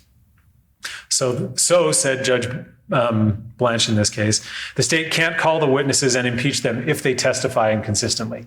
You can imagine that if this ruling spread, it would decimate gang prosecutions, right? And likely domestic violence prosecutions. If you could never impeach a witness that you had called, if you knew beforehand that they were going to be uncooperative and give unfavorable testimony to you, gosh, that would really make life hard for a lot of victims and make your jobs a lot harder. So we took an interlocutory appeal and the Utah Supreme Court reversed. Here's Pierce writing. The court basically says, look, the plain language of Rule 607 says any party can impeach any witness. And we go by the plain language of rules. We don't go by these judge-made exceptions. If the judges want, if the Supreme Court wants to deal with the rules, then it will go through the rules committee. That's what the process is for. Otherwise, we're going to go with the rule as written. And by the way, we have this difference between 801D1A in Utah and the federal system. So there's no need for a subterfuge exception, again, when you can get it in through the front door. No need to sneak it in through the back.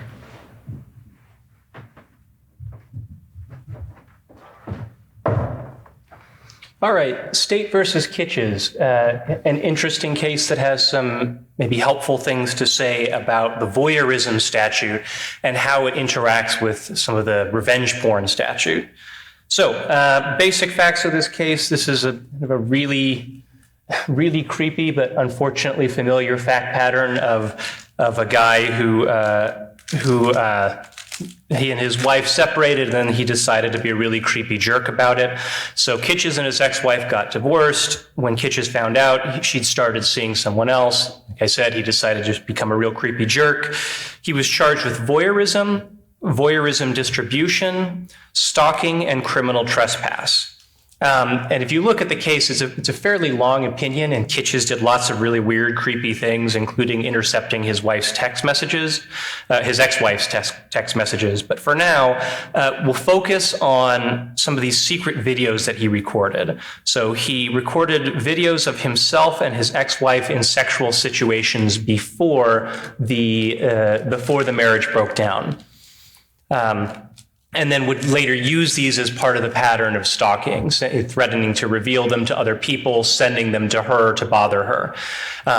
So there are a couple of holdings here that may be useful. One is that voyeurism can be proved by circumstantial evidence. So Kitches argued there was insufficient evidence that he took one of these two videos, but the video was taken inside their master bedroom. It depicted Kitches and his ex-wife. Ex-wife testified that she wasn't the one who took it, and the video was found in his computer. Obviously, you don't need direct evidence that he's the one who took the video. It's a completely fair inference that he's the one who did it. They look at the credits? Right, yeah, exactly. Produced by, so that's a mostly common sense, but it might be useful if you're responding to a motion for a directed verdict to say, no, look, you can rely on circumstantial evidence. It also makes clear that voyeurism doesn't require proof of the exact date that the recording occurred. And that makes sense. By definition, voyeurism occurs when somebody doesn't know they're being watched. And so if the victim doesn't know when that they are in fact being recorded, it's going to be very difficult for them to say, in a lot of cases, precisely when they were recorded. So date isn't an element of the offense, and you typically don't need to prove the date. The other interesting thing about this case is how it interacts with voyeurism distribution. So generally speaking, voyeurism against an adult is a Class A misdemeanor. There are elevated punishments if it's against a child. But distribution or sale of any images obtained by voyeurism is a third-degree felony if committed against an adult. And again, there's elevated penalties if it's against a child. So the question presented in Kitches is, what does distribution mean? Is it enough that you distribute it only to the victim? If you distribute it only to someone who is already depicted in the image? Or does the image have to be distributed to a third party? So this was presented here because Kitches sent one of these images only to his ex-wife as part of this pattern of stalking and harassment, but did not send it to other people. So the court's answer to this question is that the distribution to the victim is enough. The distribution to the victim is enough. Nothing in the statute requires distribution to a third party.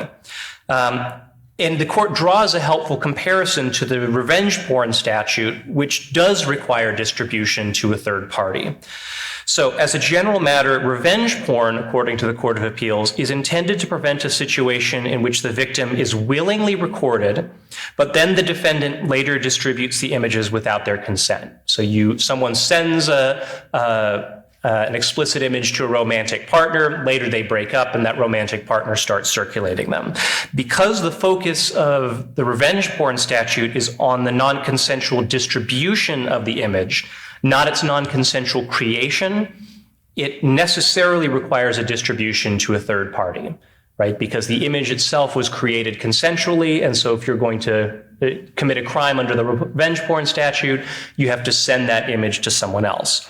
With voyeurism, on the other hand, the creation of the image itself is non-consensual. The victim does not know that they're being recorded. So even the distribution to the victim who's depicted in the image itself could cause harm. And in this case is a great example of that. As a matter of fact, Kitsch's intent was almost certainly to cause the victim harm by sending her this secretly recorded image. So if you're presented with a case involving one of these sorts of domestic violence, revenge porn sorts of scenarios, I think this interpretation of voyeurism distribution can be a helpful tool in your toolkit, because even if the image isn't sent to someone else, it can still be charged if it is circulated back to the victim as part of a pattern of harassment. Yeah, it also helped there that part of him sending it to her was the threat of, I'm going to send this out, look what I have, right? Makes perfect sense. State v. Gallegos. This is an important 404B case about prior possession of contraband, and another one I'm seeking cert on. This is another one of my cases. Couple of questions. First, can you use prior weapons possession to show knowledge, intent, motive, etc., 404B stuff, in a constructive possession case? The answer is not for now, and that's why we're seeking cert. Question number 2, this part is actually helpful, I think, to gang prosecutors and those, especially in the DA's office, who deal with crimes at the prison. That I guess you could also have that in purgatory and stuff. But do gang and sentencing information necessarily violate Rule 403? No, but be careful with it. Okay, here's Mr. Gallegos, aka Tresic. He has a whole album on MySpace. I looked him up, and yes, MySpace still exists, and yes, you can still stream his music. So, thank you, Google. Oh, this is an old picture. There we go. That's what he looks like today. Slightly different, right? And here's his cellie, Mr. David Fresquez. One day they were just chilling in cell 213 down at USP when guards came in to toss the cells on that block. So everybody out, let's stand in the shower. Let's go through your stuff. Under a desk in a common area of the cell, they found a pair of Adidas shoes, one of which had a shank inside. You had to lift up the inside sole, and there it was, this 9-inch shank. They asked who it belonged to, but neither of them said anything at the time. They just kind of, I don't know. Oh, so later on, Gallegos, and Fresquez had a chance to chat. Gallegos goes over to the searching guard and says, yeah, it was mine. And then the investigating guard sits him down, starts the tape recorder, gives him Miranda, and it's the shortest police interview I've ever listened to. It lasted 1 minute and 36 seconds. Went something like this. Okay, it's 9:15 on April 13th, and I'm Officer so-and-so here with Darren Gallegos. We're out of Utah State Prison. Here's your Miranda rights. Do you want to talk to me? Yeah, I'll talk to you. Okay, so what happened? Yeah, it was mine. What was mine? The shank. Oh, okay, yeah, the shank was mine. Why did you have it? We're in prison? Sometimes you guys find my shank, sometimes you don't. It's just kind of hit and miss, but yeah, that's why I had it. Okay, anything else you want to say? No? All right. Conclusion of interview, 9:15 a.m. And it was very straightforward, or at least it seemed that way at the time. And then he goes to an administrative hearing because you don't just suffer potential criminal consequences. It could be, well, you don't get your commissary. You can't have, Skittles and ramen, whatever other little treats you would make on your Bunsen burner in your cell during your downtime. So he says, at that hearing, yeah, it was mine. And then they talk to Fresquez and says, yeah, it was Gallegos's. Seems pretty open and shut, right? Then all of a sudden, all that changed after Mr. Gallegos was charged criminally. In a series of prison phone calls, he explained to his friends that he had a, quote, strategy to defeat this new charge in which his homie would take the rap for the shank. So now he said, well, I only claimed it was mine because I just thought that I would take the administrative hit for it. And I could take that, but Fresquez, he's a lifer. I don't know if anybody knows who David Fresquez is. I'm sure somebody in this audience does. But he brutally murdered 3 people in Midvale several years ago and was spared the death penalty, but he's there forever. So charging him wouldn't really add anything to his sentence. And administratively, I guess they could take away some of his privileges, take him out of Gen Pop, again, take away his stove or his TV or something. But Gallegos basically said, look, I decided to take the fall for him because I just thought there would be administrative sanctions. But actually, now that you mentioned me being criminally charged, it actually wasn't me, it was his shank. Even though his phone calls are making it clear that he has a plan to deal with this. So his story was, he thought it was just going to be a fine. And he said, I don't care about fines because I've got like 50 grand in restitution on my books. And I never even use my books because if somebody put money on those books, where would it go? To restitution. So why put money in my books? I just use his books. Anyway, they had a fairly plausible story, right? It's not unheard of for people in prison to lie about things, especially people who are fellow gang members. And so the state needed to show that this was actually his shank, or at least that they jointly possessed it, right? So let's think about constructive possession. It's just the idea that you can possess something when you're not holding it. That's all it really is. It's a common sense thing. From time immemorial, we've recognized this, right? Like, unless you're think way back to property law in law school, if you're taking livery of a seize or something, like you buy some land and somebody takes the land and puts the dirt in your hand or something like that. Yeah. Most things you possess aren't in your possession all the time. And constructive possession is just the common sense thing. Like, well, it doesn't have to be in your hand for you to possess it. There are other ways to show that.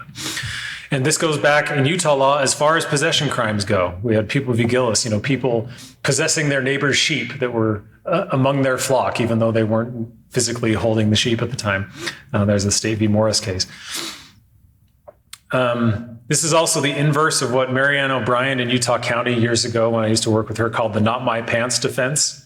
The idea that you aren't possessing something even though you are holding it. Common possession crimes. This usually is most common in drug cases, of course, but you also have weapons, stolen property, burglary tools, child porn, right? You're always looking for circumstantial evidence to prove that somebody owned something or could exercise dominion or control, all that kind of stuff.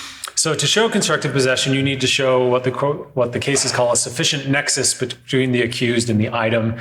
And going back to the late 90s, we've had this list of considerations, the kind of things that are sufficient to show constructive possession that include, among other things, prior use or possession. So we have this line of sufficiency cases. There are several of them you'll see referenced here in the presentation today, but this has been an established thing for a very long time that prosecutors have used to show, how do we know it was your meth? Well, partly because you're a meth user. So it's a lot more likely that you'd be using meth here. And that's been an acceptable use of other acts evidence, even if it wasn't directly addressed. So here's 404B. You could all sing along with me. It's a very familiar rule that we talk about every blessed year because so much litigation spawns from it. But we have a fairly long history in Utah, going back to the early 80s, of prior possession being used to show current possession. A lot of these are drug cases, of course, because that's the most common possession crime, but they're not exclusively drug cases. I have them listed there, though I did find that 7 federal circuits say that prior weapons possession is relevant to show current weapons possession. The Court of Appeals, as we'll see, was not persuaded by that, but I think we have a pretty good pitch in the Utah Supreme Court. So in this case, the court let in several pieces of 404B evidence. So it both let in that Gallegos possessed a shank before. It also let in that Fresquez had possessed a shank before. It let in evidence on gang affiliation and code. These people are in the same prison gang. People in the same prison gang are expected both to be armed as a sign of loyalty to the gang and to each other. They're also expected to cover for each other, try to show the motives for why their stories would change and all that, as well as some evidence on their relative sentences that they were serving and their parole dates, because this was relevant to show, again, why they changed their stories. If Gallegos's parole hearing was coming up, and if he were convicted criminally, that would obviously not bode very well for his release, right? And where on the other hand, Fresquez couldn't care less about more charges. What are you going to do? Keep my corpse in prison for another couple of years or whatever else, right? Like there's nothing to threaten with him that way. So the state needed all this evidence to really tell the story of why what happened. So the bad news first, the court reverses on Gallegos's prior shank possession with Judge Harris writing. And yes, I know Judge Harris and I look kind of similar. I get that all the time. But the way that the Court of Appeals saw it in this case, they said, look, these prior possession cases are pretty narrow and they mostly deal with drug use and with sufficiency of the evidence. The Supreme Court has never addressed, they believe, what they call the propensity implication of this kind of evidence. When I argued this case, I got fairly philosophical in my oral argument. I got explicitly philosophical. And because I knew from prior experience, other acts, if you will, that Judge Harris and I have a philosophical disagreement on the nature of 404B evidence. And I tried to spell it out as clearly as I could to say, it's possible to say that somebody did something without making a comment on who they are. And what 404B really gets at is you can't say one of two things. You can't say this person is a bad person, therefore they did this thing. And you also can't take the extra step of saying this person did this other thing, therefore they are a bad person, therefore they did the thing that was charged in this case. 404B says as long as you're not doing that, if you're just saying, look, they had this same motive on another occasion, they had that same motive on this occasion. They had knowledge of this thing on that occasion, they had knowledge of this thing on that occasion. Because it's often, 404B is often caricatured as they did it before, they did it again. It's like, well, on its face, that's actually not really 404B. That doesn't really violate 404B because you're not saying anything about their character. Because 404A is all about, are you saying that they're a bad person, therefore they did this bad thing, usually.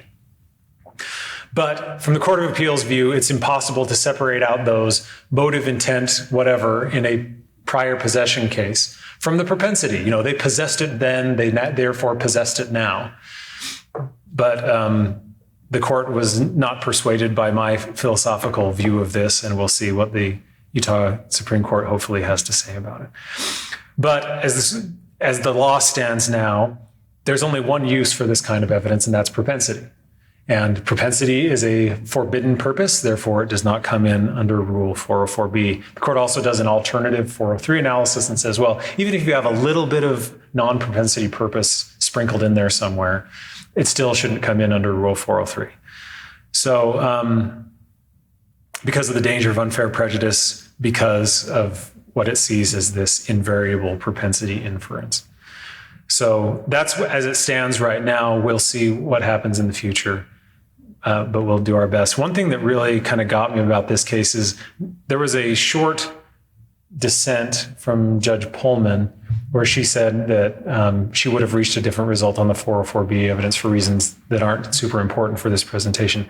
But neither side discussed the fact that Fresquez, well, the trial court also admitted evidence that Fresquez had a shank before. How can you say this made any difference if both people who were the potential possessors of the shank had had a shank before? I don't know. It was a little beyond me, but here we are. We'll see what happens. Now for some slightly good news. Oh, we have... No, I do not want to switch to Microsoft Edge. Go away. I'm really sure. There we go. But there is some good news in this case for gang cases. So if you are a gang prosecutor or you have cases involving gang evidence, then there's some good stuff here. Here's Rule 403. All of this evidence was challenged under Rule 403. And the defense often in these cases basically makes the same argument that Jim Carrey makes here in Liar Liar under 403. Amounts to something like this. Oh my... Your Honor, I object! And why is that, Mr. Reed? Because it's devastating to my case! Overruled. Good call! Just because something is prejudicial to your case doesn't mean it's unfairly prejudicial, because that's the wording of Rule 403, right? It has to be unfair. And in a lot of these cases, it's not going to be unfair. In fact, it's going to be crucial to understand why in the world things happened the way that they did, especially for things that happen at jails or prisons, because the rules are different inside there, right? Like society, to the extent that it functions in there, functions differently than it functions on the outside. So on the gang evidence, the court said, yeah, this had a really high probative value because it explained why Gallegos had a motive to possess the shank despite the potential consequences of it. And it also explained why he might have initially claimed to have the shank out of a sense of loyalty to the gang and fellow gang members. And also they challenged the tattoo evidence. But again, tattoos show your commitment to the gang, right? I don't have a tattoo myself, but as I understand it, they can be quite painful. In fact, they have pain charts for how painful tattoos can be. They're much more painful on the head and the neck and other sensitive areas, the hands, things like that. I think prosecutors, maybe even in the right case, might want to use this kind of thing just to say, hey, if they're willing to have a tattoo put somewhere where the sun don't shine, that really shows they're committed to this thing, because that hurts. But I digress, as I often do. So the gang information was necessary and crucial and admissible despite a 403 objection. Here also we had some sentencing information. There were two different kinds. One was what sentences were they then serving, which gave a context to their motives for the stories they were telling. And then there was also evidence that I don't think the prosecutor meant to get it in there. It was in one of the prison phone calls that if you've ever had to go through all of those for a case, I know it can get mind numbing just listening to all of, they're flirting with their girlfriend or they're joking with their friend, or in my favorite case, when I was a trial prosecutor, them planning a bank robbery and then confessing to the bank robbery they had just committed over the jail phone calls, and they got arrested while they were confessing to have just robbed a bank in Spanish Fork. It was gold. We catch the dumb ones, right? But the court said, yeah, it's fine to discuss the sentences that they were still serving because that showed their motives, but this evidence of what he could serve potentially for being convicted in this case, that's out of bounds. So be careful when you're going through all those jail phone calls, that massive amount of discovery stuff you get from the cops. And it's just not relevant, right? The kind of sentence they will be serving on this for this case. There you go.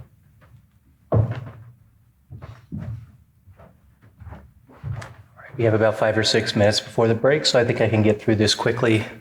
2 additional observations. The not my pants defense is universal in every jurisdiction that I've ever practiced in. Second, we were told not to get too deep into appellate nerdery, and you prompted me to give an answer about enfeoffment of season. So my apologies to everyone in the audience. We're both appellate attorneys at heart, and occasionally we show our nerdy colors that way. All right, State versus Bridgewater's, the basic holding of this case is that a protective order must be served under the requirements of Rule 4 of the Rules of Civil Procedure, not Rule 5. So to give you some background here, Bridgewater's was personally served with an ex parte protective order. He didn't show up at the hearing, and the district court entered a permanent protective order. For some reason, the sheriff didn't serve it, and so eventually the petitioner's counsel, the person he had been harassing, attempted to serve Bridgewater's with the permanent protective order by mailing it to Bridgewater's last known address. So a little background on types of service for if you're like me and let all of this stuff drain out of your head after first year civil procedure. So Rule 4 service is the type of service required in a civil lawsuit to initiate a civil case. So that's what we would call service of process in the civil context. So it generally requires personal service, leaving it with a person living at the subject's abode, direct service upon an agent, or signed receipt of mailing. So this is the kind of super service you'd need to start a case. Rule 5 service is the type of service you would have for documents once the case has already begun. So this allows for more types of service, including regular mail and email. So the issue here is the service that the petitioner's counsel did in Bridgewater would satisfy Rule 5 by just mailing it, but it would not satisfy Rule 4. So the Court of Appeals begins with the Cohabitant Abuse Act and says that after issuing a protective order, a court shall deliver the order to the county sheriff for service of process. And so according to the Court of Appeals, when it says not just service, but service of process, that indicates that it's invoking Rule 4 and those elevated service requirements rather than the lesser requirements of Rule 5. However, in this case, Bridgewater's conviction is still fine because by statute, the ex parte order remained in place until the permanent order was served. So even though the permanent order isn't valid because it hasn't been served properly yet, the ex parte order remained valid because that remained valid until the service was completed of the permanent order. The one sort of other note of caution on this in dicta, you'll notice that the statute here, the Cohabitant Abuse Act says service of process will be accomplished by the county sheriff. The court suggests in dicta that this might mean that service is improper if it's accomplished by someone other than the sheriff. So if you got, say, a process server or someone else to go and deliver the documents personally, that might otherwise satisfy service of process, but it might not under this statute because the statute specifically mentions the sheriff. If you want to kind of cross all your T's and dot all your I's, then you'd want to get the sheriff to serve it to fulfill every checkbox in the statute. All right, I think just a couple minutes left, so we'll go ahead and take a break. Maybe alternatively, we could have service accomplished by publishing it in some newspaper of general circulation, like the mugshots things. They're going to look for their friends in or something. They got rid of those requirements. I know. Darn it. All right, take a break. Come back at 11 o'clock.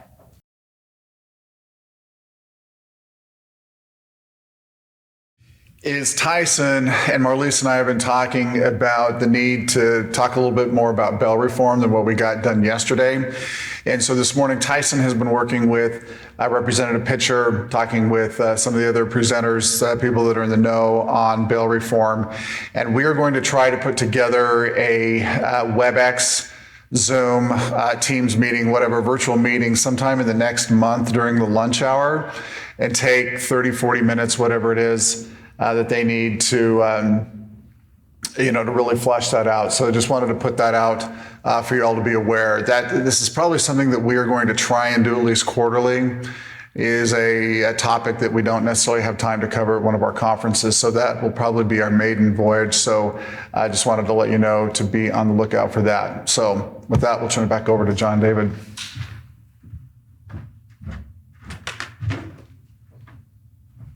All right, an important case, State v. Strickland on sufficiency and recantations. Question, if a victim recants, does that render the evidence insufficient to convict the defendant? The answer is no, thankfully. All right, so stop me if you've heard this one. Strickland got drunk one night, and then he was around a young girl, in this case his stepdaughter, but it could be his girlfriend's daughter or his niece or whatever, and sadness ensues. The victim gave 3 accounts with basically 2 different versions. So you can see one of these things is not like the other. To the police at the scene, she said, yeah, Strickland came into my room in the middle of the night and he touched me. CJC said the same thing. He came into my room in the middle of the night and touched me. Then trial comes along and she says nothing happened. The recantation was pretty bad. Some seemed fairly plausible, but this one was just really bad. She had a really hard time explaining why she would falsely accuse Strickland in the first place. And her behavior at the scene corroborated her first story. She was upset and crying and all of that. The jury believed the first version and convicted Mr. Strickland. Then he raised a sufficiency claim saying, well, the victim recanted at trial, so therefore, by definition, the evidence was insufficient under these 2 old Utah Supreme Court cases from the late 80s. So under Webb, there you had a defendant accused of abusing his 18-month-old daughter, and he was watching the daughter while the mother was at work. And while the mother was giving the daughter a bath after she got home from work, the daughter said, "Ow, bum daddy," and the mom saw some redness and swelling around her anal area. A doctor later looked at it and said, yeah, there's an anal tear there, but there was another expert who said, I didn't see anything. So anyway, you had these conflicting accounts. The appellate court said that's not insufficient. He was convicted of sexually abusing his daughter. And the Supreme Court said that's just not enough. It basically came down to album daddy for an 18-month-old. Who knows what that means? That could mean a host of different things, right? The child is not sufficiently articulate to say exactly what happened. So they said that was insufficient there. Then you had Ramsey. Ramsey is just a terrible case. He was accused of forcing his young children to have sex with each other. The son told a social worker about it, and the social worker testified about what he had told her. But when the son testified at trial, he denied ever even making the statement. He didn't just say, yeah, I told her that, but I lied. He said, no, I never even said that. And then when it got to trial, he said nothing happened. So all you had there was a hearsay statement, essentially. And the court said that's not enough alone to sustain a conviction. So he was saying this case is like Webb and Ramsey. Judge Ruby Mills was on this one, and she disagreed. She denied that motion for a directed verdict and said, well, this is different than Ramsey because the victim doesn't deny making the statement. She just now says, she tries to explain very unconvincingly, I might add, why she lied. And we also have this corroboration at the time when she told the officer what happened. She was visibly upset. She was crying. And by the way, we also had this statement, defendant, when police show up and they're talking to the kid, they overheard the defendant say on the phone, he called somebody and said, I acted inappropriately. I can't stay here. Can you please come pick me up? So there was more corroboration here than in those other cases, essentially. She denied it. Strickland appealed. This goes up to the Utah Supreme Court, and the court affirmed on a 3-2. So this was a very close case. We prevailed, but only just. Justice Pierce writing. He distinguishes Webb and Ramsey and says, look, all this Webb and Ramsey stuff came from a Sixth Circuit case where the Sixth Circuit said it's doubtful that in any but the most unusual case, a prior inconsistent statement alone will suffice to convict. But when the Utah Supreme Court cited it back in '89, they said, the law is that a single uncorroborated hearsay statement is not substantial evidence and not sufficient to support a verdict. I love Justice Pierce's understatement here. Needless to say, we overstated the case, quote, a bit. So he's basically saying the foundation for the Webb-Ramsey rule is not super strong. And by the way, these are not super similar anyway. He notes that some states follow the Webb-Ramsey rule that you can't rely on hearsay, essentially, or an out-of-court statement to convict. But there is another approach, and that is that there's no need for corroboration if the declarant is available to testify and be cross-examined. And this makes sense, right? You're not just admitting a statement and who knows where the declarant is. This isn't the trial of Sir Walter Raleigh. If the person is sitting right there who made the accusation, then of course you can explore all of the circumstances under which that statement was made, and that renders it more reliable. So good enough, essentially, the court says. And by the way, there was plenty of corroboration here. You had the victim's demeanor, you had her consistent initial stories, her motive to change her stories to protect Mr. Strickland, and of course the defendant's statements on the phone. The dissent, this was Durant and Himonis dissented in this one, and they preferred a rule that says, under these circumstances, the appellate court should reevaluate the evidence for itself. I think Strickland was a very good case for us because it reaffirms the principle that the jury gets to decide this stuff, right? We have some lines of cases where the appellate court says, well, we know better. Even though we weren't there, we didn't hear these people testify, we didn't see them testify, still it seems to us that this just shouldn't have gone to the jury. The court, at least narrowly, at least for now, says that the jury is still the fact finder, and I think correctly so.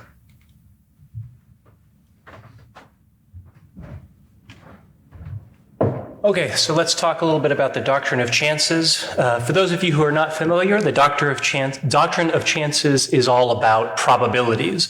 And so I wanted to kind of translate this into something we all could understand. So for you trial attorneys, the doctrine of chances is about probabilities. This is what that looks like. For the appellate attorneys who are watching from home, this is what the doctrine of chances would look like to you, the 12-sided die and the cones of Dunshire. All right, so doctrine of chances is essentially an exception under 404B that allows the prosecution to introduce evidence of previous incidents to to demonstrate the statistical improbability that the criminal act occurred solely by chance. So there's a paragraph here from the Seventh Circuit that kind of summarizes this well. You know, if you win the lottery once, we all congratulate you. If you win it twice, we investigate you. If your wife drowns in the bathtub and you get her life insurance, that's a tragedy. But if your second and then your third wife also drown in the bathtub, then we start to think that that's maybe not a coincidence anymore. And so everybody sort of agrees on these classic examples of the doctrine of chances, that there are certain circumstances, right? If you have three spouses who just happen to have drowned in the bathtub, that we say that's really, really unlikely, and that those three instances should be admitted under the doctrine of chances. The difficulty is in drawing the line about when something goes too far under the doctrine of chances. The Court of Appeals has been really, really active in this area recently, particularly Judge Harris. Judge Harris in particular is very concerned that the state is admitting evidence under the doctrine of chances that's really just inadmissible character evidence. And I know John talked earlier about Judge Harris and his views on 404B. So he's written a number of separate opinions, and these separate opinions are starting to get the attention of the Utah Supreme Court. The Utah Supreme Court currently has a case in front of it right now in Richens that was argued 2 weeks ago. Sometimes you can get kind of a good sense of where the court's going to go from oral argument. This is not one of those cases. I think the court is really kind of struggling with some of these doctrine of chances issues. I am in no position to tell you how that's likely to turn out. There are also rule changes that are pending. John has been involved in some of those as well, so he may ask you to add a little bit at the end as far as where the rules may be going on this. But this is a really unsettled area of law as far as how you draw these boundaries for the doctrine of chances. And if you're curious, you can go back and actually listen to or watch the oral argument in Richens, and you can see, I think, the court's asking tough questions of both sides. So what I want to talk about is State versus Argueta, which is a case from last year about the doctrine of chances, which really doesn't technically hold much of anything about the doctrine of chances, but gives us a whole bunch of dicta, some of which is helpful, some of which is not particularly helpful, some of which is arguably contradictory, and may be supplanted if the Utah Supreme Court gives us additional guidance soon, but I wanted to make you all aware of it. So basic facts of this case, the victim felt someone stroke her vagina and her buttocks in the middle of the night. She thought it was her boyfriend, but later her boyfriend came home and found Argueta inside the apartment and pinned him down until the police arrived. At trial, Argueta claimed that he was just entered the apartment to return some keys that had been left in the front door, like you do. Of course, you go into someone's house in the middle of the night that you don't know to return their keys. To rebut this defense, the state presented two pieces of evidence under the doctrine of chances. One was evidence that Argueta had been convicted of trespassing at another woman's house nearby. And the second was that Argueta had been previously seen by the same victim in this case, peeping into her apartment window. So Argueta challenged both incidents on appeal, but he didn't properly preserve his challenge to the peeping incident. So the Supreme Court only addresses the trespassing incident. And so the question is the fact that he has trespassed on another woman's property nearby admissible under the doctrine of chances to rebut the suggestion that he was only there to return some keys? So the court, in terms of its holding, ultimately rejects Argueta's appeal on harmlessness grounds. And so it says, all right, we don't need to decide whether this was admissible under the doctrine of chances because we think the evidence was otherwise overwhelming. However, it flagged the doctrine of chances as something deserving careful consideration and gave us a whole bunch of dicta about the issue, some of which is taken from some of Judge Harris's separate opinions. So giving you an overview of this dicta, First, it says courts must use care and precision to distinguish between the doctrine of chances and mere character inferences.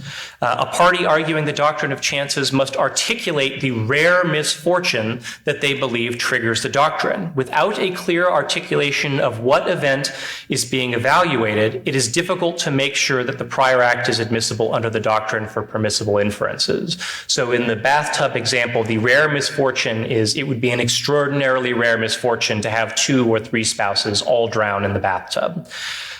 Courts should then weigh 4 factors in light of that rare misfortune: materiality, similarity, independence, and frequency. Similarity and frequency also work together. So the less similar the acts, the more probable it is that they could occur in the general population. And the less frequently they occur in the general population, the more it is objectively improbable that so many incidents would occur randomly. So again, in the bathtub example, those examples would all be highly similar, spousal drownings in a bathtub.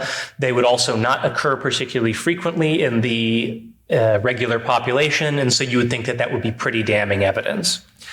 The court is actually, I think, inconsistent on how similar the acts need to be. At one point, it says it merely needs to suggest a decreased standard, a decreased likelihood of coincidence. So they need to be similar enough that it suggests this is not an accident. Later, the court seems to say it must be sufficient to dispel any realistic possibility of independent invention, which seems to me to be a much, much higher standard. The court doesn't really try to rationalize those two or tie them two together. So again, this is all dicta anyway, but I really genuinely don't know how similar the acts must be under this discussion. The court also seems to suggest that the proponent of the doctrine of chances must provide empirical evidence of frequency. So, quoting one of Judge Harris's concurrences, it says the assessment of frequency cannot be based solely on intuition. To evaluate the frequency of a rare misfortune, a court must ascertain some benchmark for the typical person's experience with these sorts of circumstances. I put query here whether this is actually going to help defendants, and Justice Pierce actually raised this exact question at oral argument recently. So in the case that's currently before the Utah Supreme Court, it's someone who was supposedly accused of exposing himself and had been previously convicted of similar incidents of exposing himself. And I'm sure we could go through and pull case data for the population of Utah, what percentage of people have been accused of exposing themselves to children, and find that percentage, and then figure out how many of those people have been accused more than once. And I guarantee you that is going to be an astronomically low number, right? And we could present that issue to the jury. We could say, ladies and gentlemen of the jury, our data show that there are only 0.0001% of people would face this again. That doesn't seem like it's going to be something that the defense bar is actually going to want. And just as Pierce pointed this out, I think the defense attorney's response was, well, maybe you'd show it to the judge, but you wouldn't show it to the jury. We don't have an answer on this yet, but at least there is some suggestion of the need for statistical evidence. And so that may require you, if you really want to admit this, say evidence of a prior crime, to do some research and some digging around in court records to see what the percentages are. The court also says that it won't even bother to evaluate any of these factors unless the state first articulates the rare misfortune that they're talking about. So unless they've articulated the rare misfortune with care and precision, we're not going to even look at the issue and analyze it. So how do you take this moving forward? I've been trying to kind of give as concrete advice as I can. Takeaway number one is think really carefully about whether you want to use the doctrine of chances at all. And that's going to depend on the strength of your case. It's going to depend on the strength of the doctrine of chances inference. But the courts are looking at these issues very, very closely. The law is very much unsettled in this area. It's difficult to give clear guidance, and so just be aware of the risks, and that if you're pushing the envelope on this, you're risking the potential for reversal, particularly in the Court of Appeals if you get somebody like Judge Harris on the panel.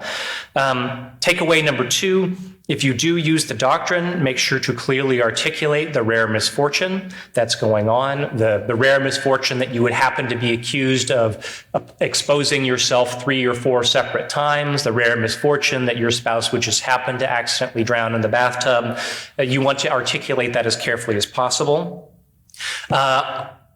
Point number 3, and this is just true as a matter of common sense with Rule 404B in general, but you want to try to hook it into the text of Rule 404B. So you want to talk about how I'm not saying that this defendant's a bad person. I'm not saying he's a bad guy. He has a bad character. I'm doing this to show absence of mistake or lack of accident under Rule 404B, whatever the inference might be. And then the last point, watch for State versus Richens and for future rules development. I think we will see, I hope, some additional clarity on this point going forward, but either from the Supreme Court or from the Rules Committee or both.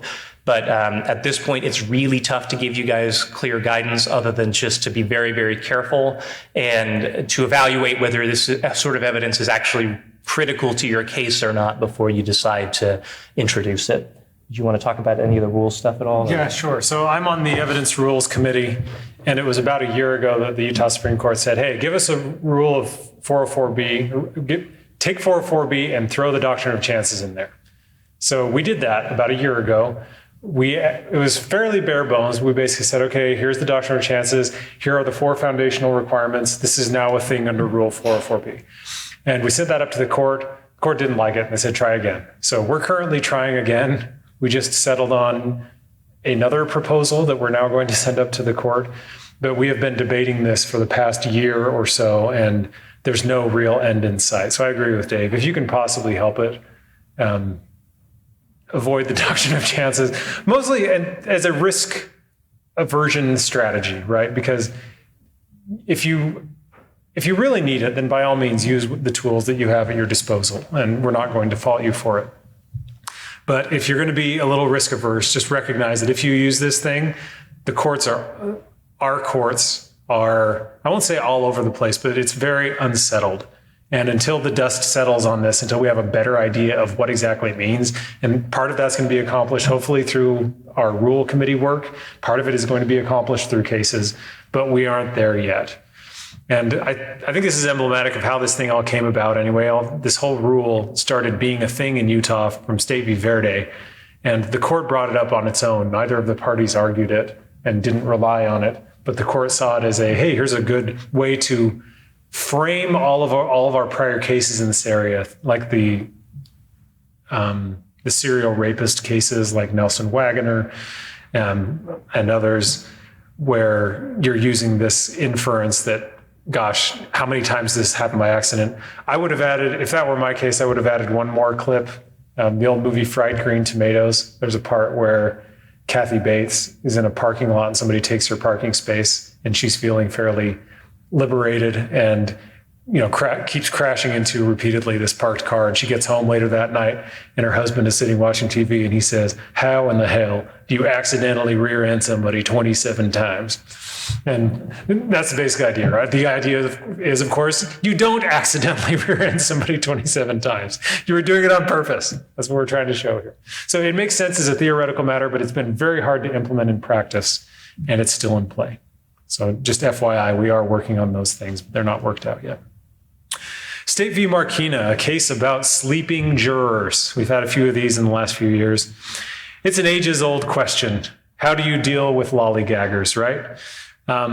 There are possible options analogizing to some ancient wisdom. Let's see if I can get this working.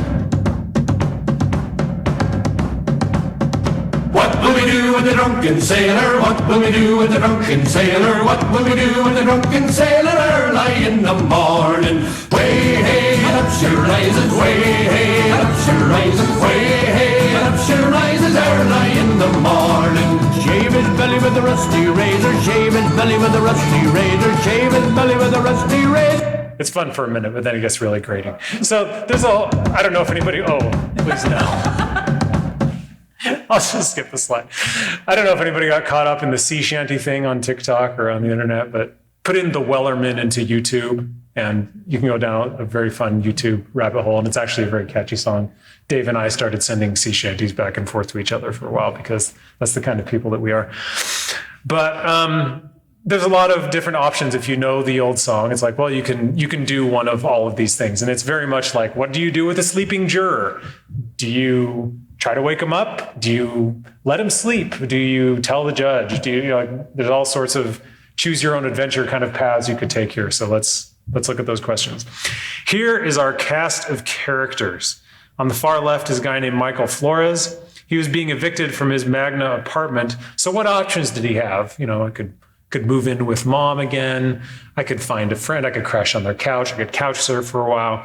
No, he decided to go rob his friend's landlord, who he had heard, quote, carried a lot of loose cash. So he brought along some friends to do that. Ricardo Smith there, second from the left. Leanne Velasquez there on the right. And on the far right, Mr. Marquina there. The victim had just gotten home with his wife after an evening at the symphony, actually.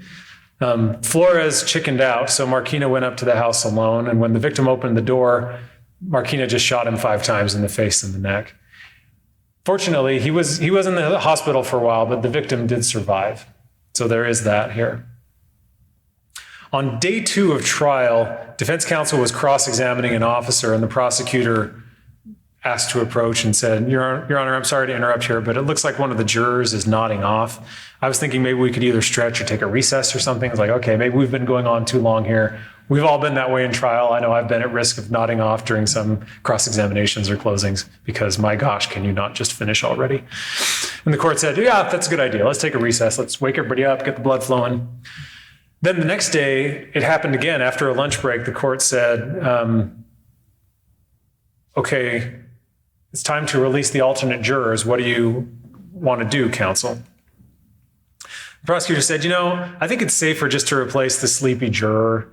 She seemed to have been nodding off a little bit. Let's just err on the side of caution here. And the court said, well, yeah, I actually noticed one sleeping too. Defense counsel said, oh, no, wait, I didn't notice anybody sleeping. And hey, don't you know about Judge, it's not Kim, I forget who the federal judge is, but there's a federal judge here in Utah who's famous for looking like he's sleeping on the bench. He just kind of folds his arms and bows his head.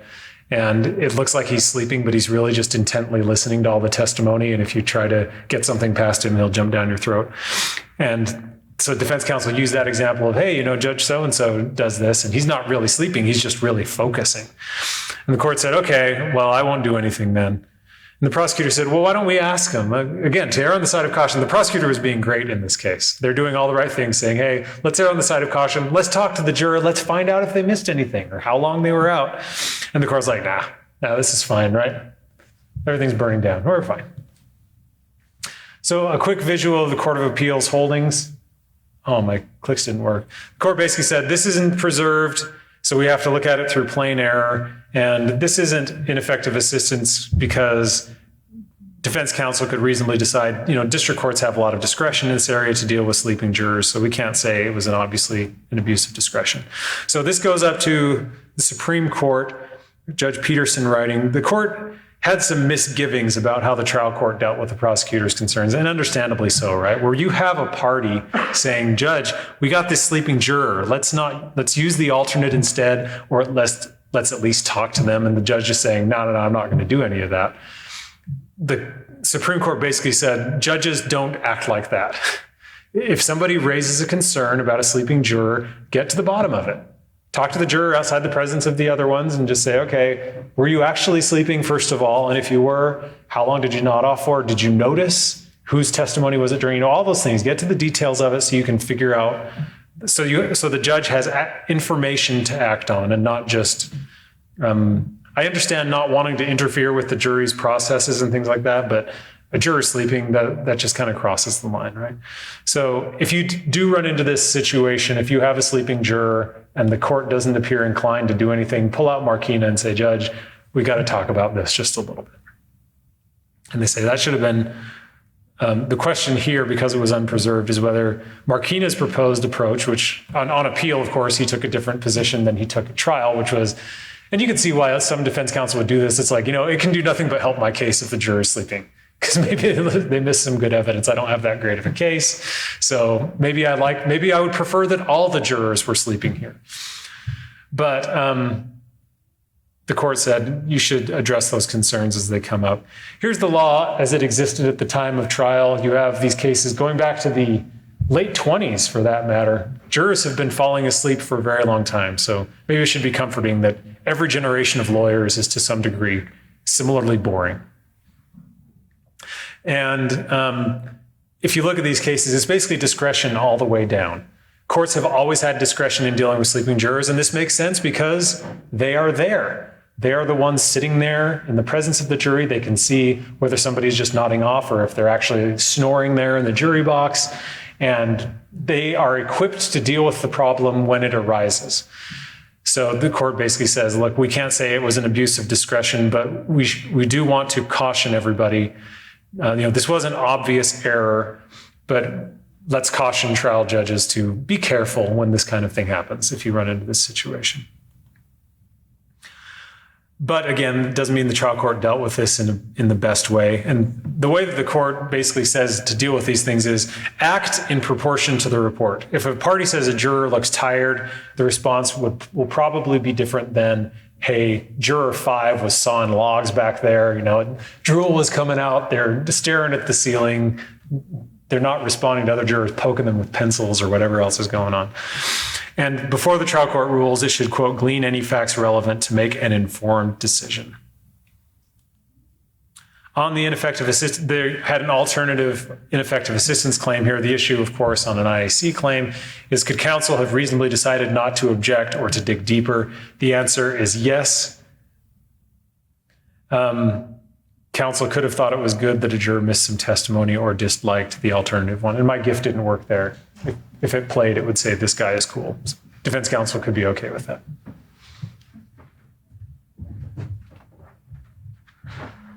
Okay, this next one is going to be fairly quick.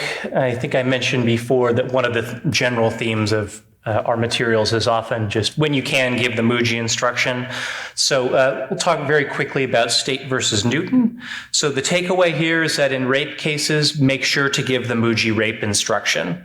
So I'll give you some factual background. So the victim reported that Newton had choked her and raped her in his car. She presented with multiple genital injuries and with redness on her neck that was consistent with strangulation. Newton's defense was she's lying about all of it and that she actually enthusiastically consented. And the kind of comically enthusiastic consent defense seems to be a common one in rape cases, the ridiculously implausible consent defense. All right, so the concern with State versus Newton is that rape in Utah actually has kind of a hidden element. So, and specifically that hidden element is the mens rea regarding lack of consent. So Utah defines rape as a person commits rape when the actor has sexual intercourse with another person without the victim's consent. Now, there is no express mens rea in there, and on its face it appears to provide just two elements, which is intercourse and lack of consent. Our Supreme Court has recently clarified, however, that there are actually hidden mens rea elements in the rape statute. So Utah also requires a mens rea for every non-strict liability crime. And so rape requires proof not only that a defendant knowingly, intentionally, or recklessly had sexual intercourse, so there's a mens rea with regard to the intercourse element, but also that the defendant had knowledge or recklessness regarding lack of consent. And so that's in State versus Barella. Be aware that both Barella itself and some Court of Appeals opinions in particular seem to kind of mash these two separate mens rea elements together. So you'll sometimes see in some opinions saying, well, consent is very contextual and we must look at all the facts around what happened to determine whether the victim consented or not. And the answer to that is, of course, no, you don't. All you need to do to know whether the victim consented or not is ask the victim, and that's sufficient as a matter of Utah law to determine whether they've consented or not. Now, you might bolster that with surrounding circumstances to show that they're not lying about it. To the extent, though, that you really need to look at the surrounding circumstances, it's not to show necessarily whether the victim in fact consented or not, but it's to show recklessness or knowledge regarding the victim's lack of consent. So the defendant in a rape case must be at the very least reckless with regard to whether the victim consented or not. Okay, so in State versus Newton, the claim was that his counsel was ineffective for not objecting to an instruction that failed to state the correct mens rea regarding consent. And the court holds that the instruction was arguably ambiguous about mens rea, but Newton suffered no prejudice. Under Newton's theory of events, the victim clearly consented, and consented enthusiastically. And under the victim's version of events, the victim clearly did not. So there's no reasonable basis for the jury to believe that Newton might have been reasonably mistaken about consent. Either she did not consent and she very clearly communicated that in a way such that he had knowledge or recklessness, or she very clearly consented and he would have had no basis of knowing that she did not consent. So it's harmless under these facts. The court does say, though, going forward, however, district courts should ensure that jury instructions for rape clearly require a finding that a defendant had a requisite mens rea as to the victim's non-consent. They could accomplish that task by simply using the Muji. And so when in doubt, give the Muji instruction, and that's going to be the safest course. Separate and apart from that, we also get a bonus holding in Newton that may be helpful. The bonus holding is that the prosecution doesn't violate Brady by failing to investigate something that it could have investigated but didn't. So under the facts of this case, the victim lost her cell phone during the incident. Police later found it and returned it to her without searching it. Later examination found out that the victim had entered Newton's cell phone number into her contact list in her cell phone. Newton argues that the state violated Brady by not investigating the phone and then revealing the fact that Newton's contact information was inside the phone. Query, by the way, whether this is exculpatory at all. I have a lot of people's phone numbers in my cell phone. I don't consent to have sex with most of them, or with all but one of them. To be clear, honey, if you're watching. So query whether this is exculpatory in the first place, right? But regardless, Brady only applies to evidence that is known to the prosecution, not evidence that could have been known or could have been discovered with additional investigation. So if you're faced with a Brady claim based on something that you didn't even know about, but they're just saying that you should have done a better job investigating it, State versus Newton has some helpful language about that. Thanks for that clarification, Dave, because my number is in your cell phone. All right, Pleasant Grove v. Terry. This is an important case on legally impossible verdicts. So, question, is legally impossible verdict valid? The U.S. Supreme Court is okay with it. Utah Supreme Court, how about no? Not so much. Here is, I think, Mr. Terry. He went to go pick up his son and his daughter from school, and his son came out first and sat in the car. While he was waiting for his daughter, his ex walks up and they start fighting over whose turn it is to pick up the kids. So they yell back and forth about it, and at one point the ex went to the passenger side, and here the stories diverge. She said that she went to calm her son down, and Terry punched her in the mouth. He said he just went to put his arms around his son, and she started hitting him. So she started shouting, "He hit me," and Terry saw a man running towards him, so he took off. The man was his ex's boyfriend. The man jumped partially into the passenger side window and hung on for blocks. Terry went to a police station where the man, the ex's boyfriend, was hanging halfway out the passenger window. So exciting day at, Mill Creek Elementary or whatever it was. That was my elementary school. I don't know where I don't remember. Oh, happened in Pleasant Grove, clearly. All right, so the jury on this one says he's charged with domestic violence assault and commission of domestic violence in the presence of a child. The verdict, they acquit him of the assault and they convict him of the DV in the presence of a child. So everybody was confused. The judge thought, oh, wait a minute, doesn't reasonable doubt on the assault mean that the thing that's based on the assault also has reasonable doubt? Terry filed a motion to arrest judgment, which the trial court denied after finding no Utah authority to support it. And again, the U.S. Supreme Court had said this is perfectly fine. Maybe not perfectly fine, but at least acceptable. So let's look at some factually inconsistent verdicts. Supreme Court reversed with Justice Simonis writing, and here's the law pre-Terry on inconsistent verdicts. You have two different kinds. You had factually inconsistent verdicts, and you had legally impossible verdicts. So the law, both at the federal and the state level here, tolerates factually inconsistent verdicts. State v. Stewart is one example of that. If there's evidence supporting the verdict, then the court affirms. Here, some co-defendants were acquitted and others were convicted. The law tolerates that. If the jury picks some facts to believe and not others as to one defendant and not another defendant, that's okay. This is for cases basically in which the jury convicts on some but acquits on others that are factually related but not legally dependent on each other. So let's say you have one of these sex assault cases where the person is charged with different acts that occur over the course of 4 or 5 hours. So they've got a rape count, a sodomy count, a indecent liberties count, just sexual sex abuse. Just go down the list of, okay, they touched this part here and that there with this other part, and you're lining up all your counts that way. The jury can convict on some of those and acquit on others. They don't have to believe that every single one of those things happened. And that's not legally impossible. That's just factually inconsistent. Even though you would expect, well, if the jury believed this person did not consent to X, they likely didn't consent to Y as well. So it may confuse us and puzzle us a little bit, but under the law, there's no problem in affirming those cases. Now, it's different with legally impossible verdicts. This is where one of the counts is legally dependent on the other one. So obviously, you can't be convicted of domestic violence in the presence of the child if there was no domestic violence. Then all you're convicted of is in the presence of a child, which is not a crime. Doing nothing in the presence of a child. As if those of us with children can ever do nothing. That would be so sweet, wouldn't it? It's impossible to do nothing in the presence of a child, especially when they're quiet. I have a 3-year-old right now. Anyway, so SCOTUS and the majority of courts have said these are actually okay. Even if they're legally impossible, the jury is the one who gets to sort this out. They can decide to exercise mercy.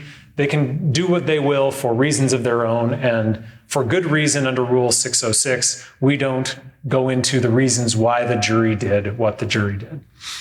But the Utah Supreme Court disagrees with this reasoning and says we're not going to have legally impossible verdicts be valid in Utah anymore. So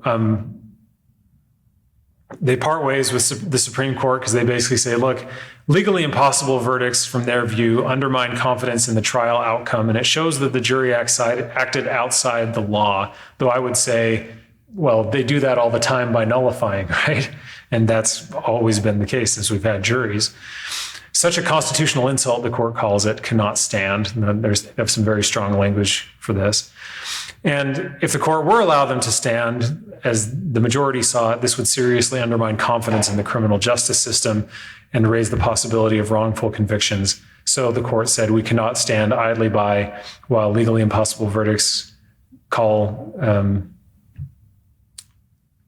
into question our justice system. So how can you figure out whether this kind of thing is going to happen in your case? You need to first figure out whether your offenses have a predicate compound relationship. So a compound offense is something that's composed of one or more offenses, right? So robbery is essentially theft plus assault. Though robbery is not dependent on another, but it has kind of subcrimes inside of it. I think one of the easiest ones, like ag sex assault, you have a sex crime coupled with the threat of violence or use of a dangerous weapon, for example. And then you have to say, well, do they have a predicate or a lesser included relationship? So is one of them composed of some but not all of the elements of a more serious crime that is necessarily committed in doing the greater crime? Again, I think ag sex abuse is an easy one there. It's basically the mirror of the rule that you can't be convicted of an offense and a lesser included offense. You can't be acquitted of the lesser offense and convicted of the greater or the compound offense. So the way you deal with this is if you have that situation, if you run into the Terry situation and you have a DV count as well as a DV in the presence of count, just instruct the jury. Just like we do all the time on greaters and lessers, right? Like you cannot convict on a greater and a lesser offense. Here, you cannot acquit on this included offense and convict of the other one. And I think by telling juries that, not only are we likely to avoid the Terry problem, but you'll get them thinking good and hard about what they want to do. If they do want to exercise leniency for reasons of their own, then they should know what the consequences of that are going to be, that they can't do a split verdict in this way and have the split verdict stand. So be on the watch for that sort of thing.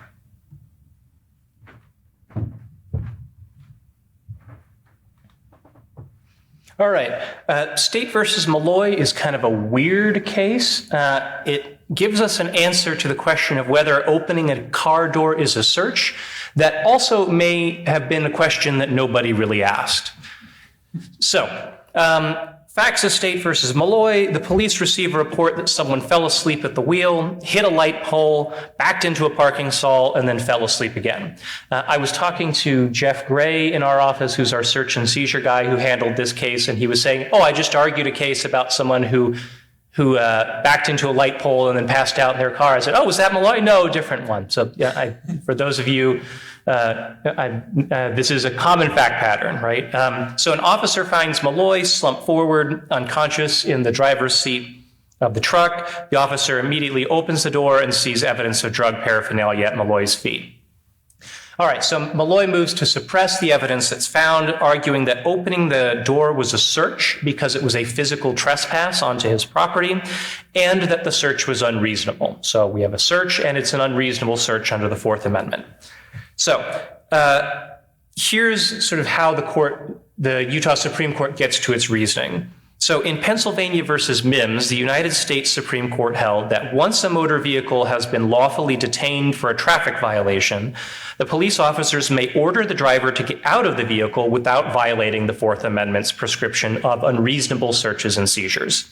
State versus Jones later picks this up and says, well, there's no functional difference between ordering someone to open a car door so they can get out and just opening the door yourself, right? It's the same thing. It's the same intrusion onto the private space of the interior of the car. The only difference is that in one, the owner of the car is opening the door, and in the other, the police officer is opening the door. All right, so that's back in 2000. Since then, in State versus Jones in 2012, the U.S. Supreme Court held, well, there's not just one theory of search under the Fourth Amendment. There are actually two. There's not just protection of a reasonable zone of privacy. There's also a theory of physical trespass. And so here, the reasoning goes in Malloy, the officer physically trespassed onto the car by opening the door himself, and so that must be a search.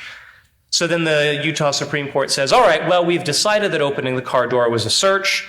We're going to decline to address whether the search is reasonable, though, because an officer could have opened the door anyway under our prior precedent, and so the officer, by opening the door here, would have acted in good faith under Davis, and so there's no need for suppression. So end of the holding here, opening a door of a car is a search under the Jones physical trespass theory of the Fourth Amendment.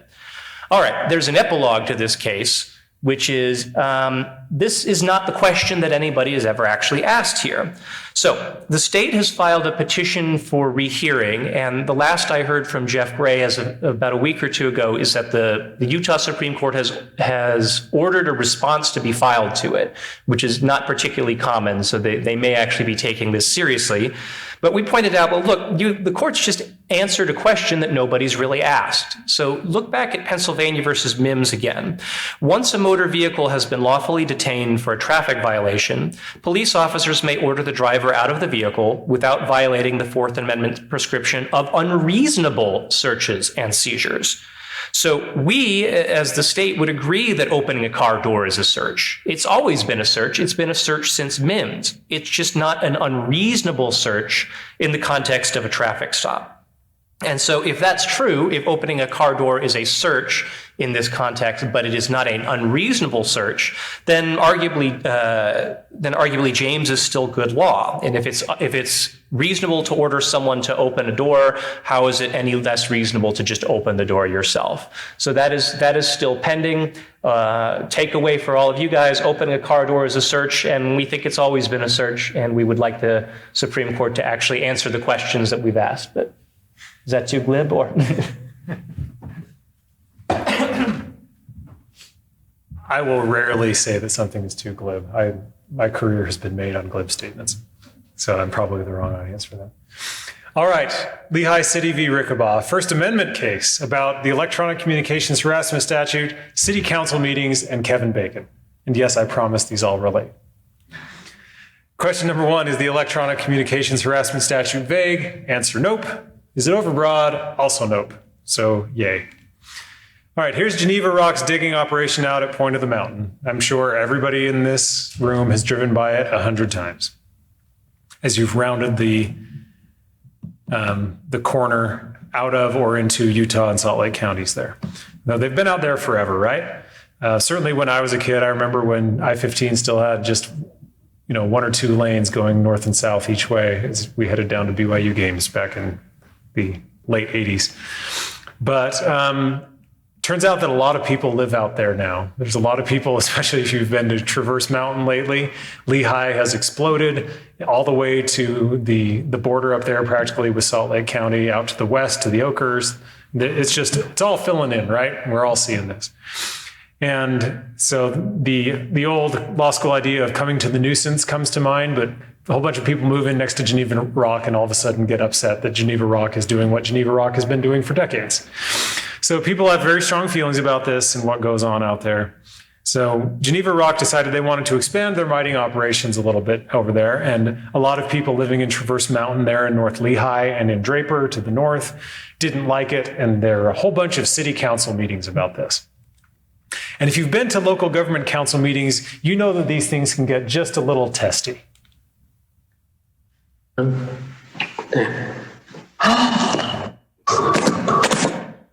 we'll start the meeting, and I want to repeat what I said at the beginning of the last meeting, that this meeting has not been called according to the law. The law has been broken. It has been properly called. Will you please let the chairman Mrs. Weaver, please. To disrupt this meeting, I will have to remove you from it. You can't. It's only the chairman who can remove people from a meeting. You have no authority here, Jackie Weaver. No authority at all. She just kicked him out. No, she's kicked him out. Don't. She's kicked him out. Don't. This is a meeting called by 2 councillors. Illegally? You may now elect a chairman. No, they can't, because the vice chair's here. I take charge. Read the standing orders. Read them and understand them. Anyway, it gets kind of testy. I had another clip of a guy who goes to a California city council meeting, and he goes on everything from alien mind control to secret government meth producing operations in the hills of California. It looks like it's not going to play for me, but if you Google like funny city council meeting, it's good stuff. Anyway, these things can get a little weird, right? Sometimes a little testy. And this one was no exception, though it was certainly more dignified than the examples that I had there. These are actually 2 different meetings, same councils. On the left is Robert Ludlow. He lived in Traverse Mountain, and he wanted to play nice with Geneva. What he wanted, and what a lot of residents of Traverse Mountain is like, look, Traverse Mountain lacks 2 pieces of infrastructure that are really crucial for us. We don't have an elementary school, and we don't have a church building. So that means we have to drive all the way across the freeway. And if you've tried to, they've got it flowing pretty well now, but especially during construction, if you tried to get from Traverse Mountain to like Thanksgiving Point or any other point down in Lehigh, it was a mess, right? And if you had to do that every Sunday for church and every morning to take your kids to school, I sympathize somewhat with Mr. Ludlow's desire to get things moving along and play nice with Geneva. And he thought, well, maybe we could work out this swap. They can expand their mining operations over on this corner, and they'll give us some land so we can build a church and a school right here, so it can be one-stop shopping here for residents of Traverse Mountain. On the right there is Mr. Jason Rickabaugh at another, I think this was a city planning meeting and then it was city council on the left. He was a resident of Riverton, but for some reason had very strong feelings about expanded mining and spoke out against it, as did most other residents. Mr. Ludlow was decidedly in the minority of people who were voicing concern. Then things got really testy after the meeting. Mr. Rickabaugh went home, cracked open a few cold ones, cracked his fingers, and started typing away.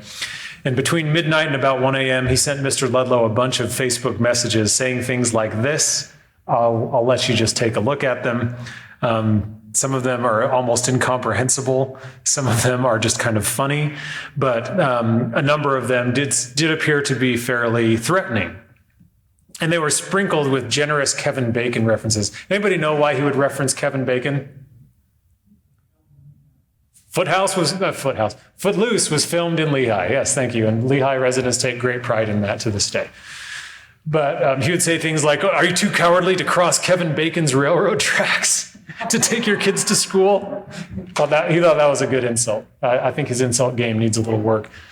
But at any rate, he was charged with violating Utah Code 769201, which is our electronic communications harassment statute.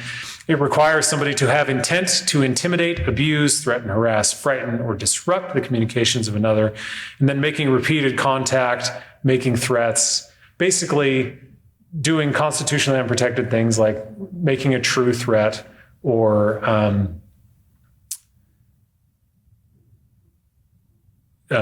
saying something that is likely to provoke a violent or disorderly response. I've left out some variants not at issue here, but he argued that all of these provisions were vague and or overbroad, both as applied and on their face. So, well, I won't get too far into detail because it's not super helpful, but I think the global tests will be helpful to you if you get one of these. I just got another one related to another statute, but this particular attorney seems to have made a cottage industry out of challenging things under the First Amendment. Everything, according to her, that I've seen is overbroad and vague, both as applied and on its face, even though as applied overbreadth is a contradiction in terms, I think. Okay, so overbreadth.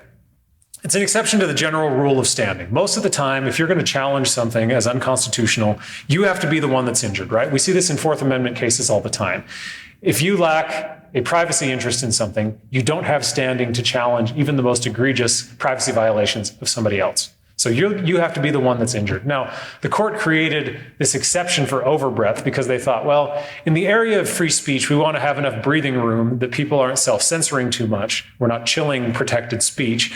So we're going to let people, even if you can look at the statute and say, well, what you did was clearly covered here, we're going to let them raise the free speech interests of other people not before the court, because we want those rights protected sooner rather than later. We don't want somebody to have to violate the law in order to challenge it. So that's the basic idea behind overbreadth. This sweeps in too much constitutionally protected activity. But if you get one of these, you can just shoot me an email. I've got tons of briefing on overbreadth and vagueness. And what they often miss is, even if they can come up with a couple of examples, it's like, well, here's one example of a person who might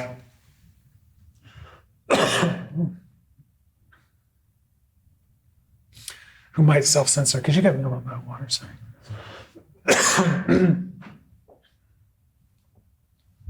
I'm not getting emotional. I just probably ate that granola bar too fast. Sorry. But again, it can't just be a little bit of protected speech. It has to sweep in a substantial amount, is the language from the cases. So as the court correctly said, this is Judge Pullman writing, they say, no, this was not overbroad. And we only need to look at one subsection to uphold the statute, because if his conviction was valid under one subsection, then who cares if another subsection was overbroad, right? Thank you, Dave. Sorry about that. So one of the subsections they were saying was overbroad was this insults, taunts, challenges the recipient in a manner likely to provoke a violent or disorderly response. Clearly, this is just aimed at what we often call fighting words, right? Under Chaplinsky v. New Hampshire and that line of cases. And defendant argued, well, hey, somebody could be convicted merely by saying something subjectively offensive, but that's not true. If you look at the statute, it says somebody has to act with the intent that. So you're not just focusing on a sensitive listener who will think, oh, you just threatened me, which these days, I suppose, is an increasingly valid concern. But you focus on the intent of the speaker. So the court says no overbreadth problem there. He also said, well, this specific intent requirement not only doesn't cure the overbreadth problem, it causes an overbreadth problem, because look at all these examples of things that would fall under that. He said, a boss could threaten a worker to do a task or they will get fired. Or a political canvasser trying to get out the vote will intentionally annoy people. Or retailers sending spam emails. But I thought the hardest question really was the boss threatening a coworker. And the distinction that I made was there's a difference between a threat of violence. I mean, your boss isn't going to threaten to beat you up if you don't finish your TPS reports, right? The most they can do is fire you. So if they're threatening to do something they're legally entitled to do, I don't think that would fall under being a true threat anyway. But the court said, well, we're not just going to consider that. And even if one or two of those might arguably be swept in, you haven't shown a substantial amount of protected activity that's swept in. So that's just not overbroad.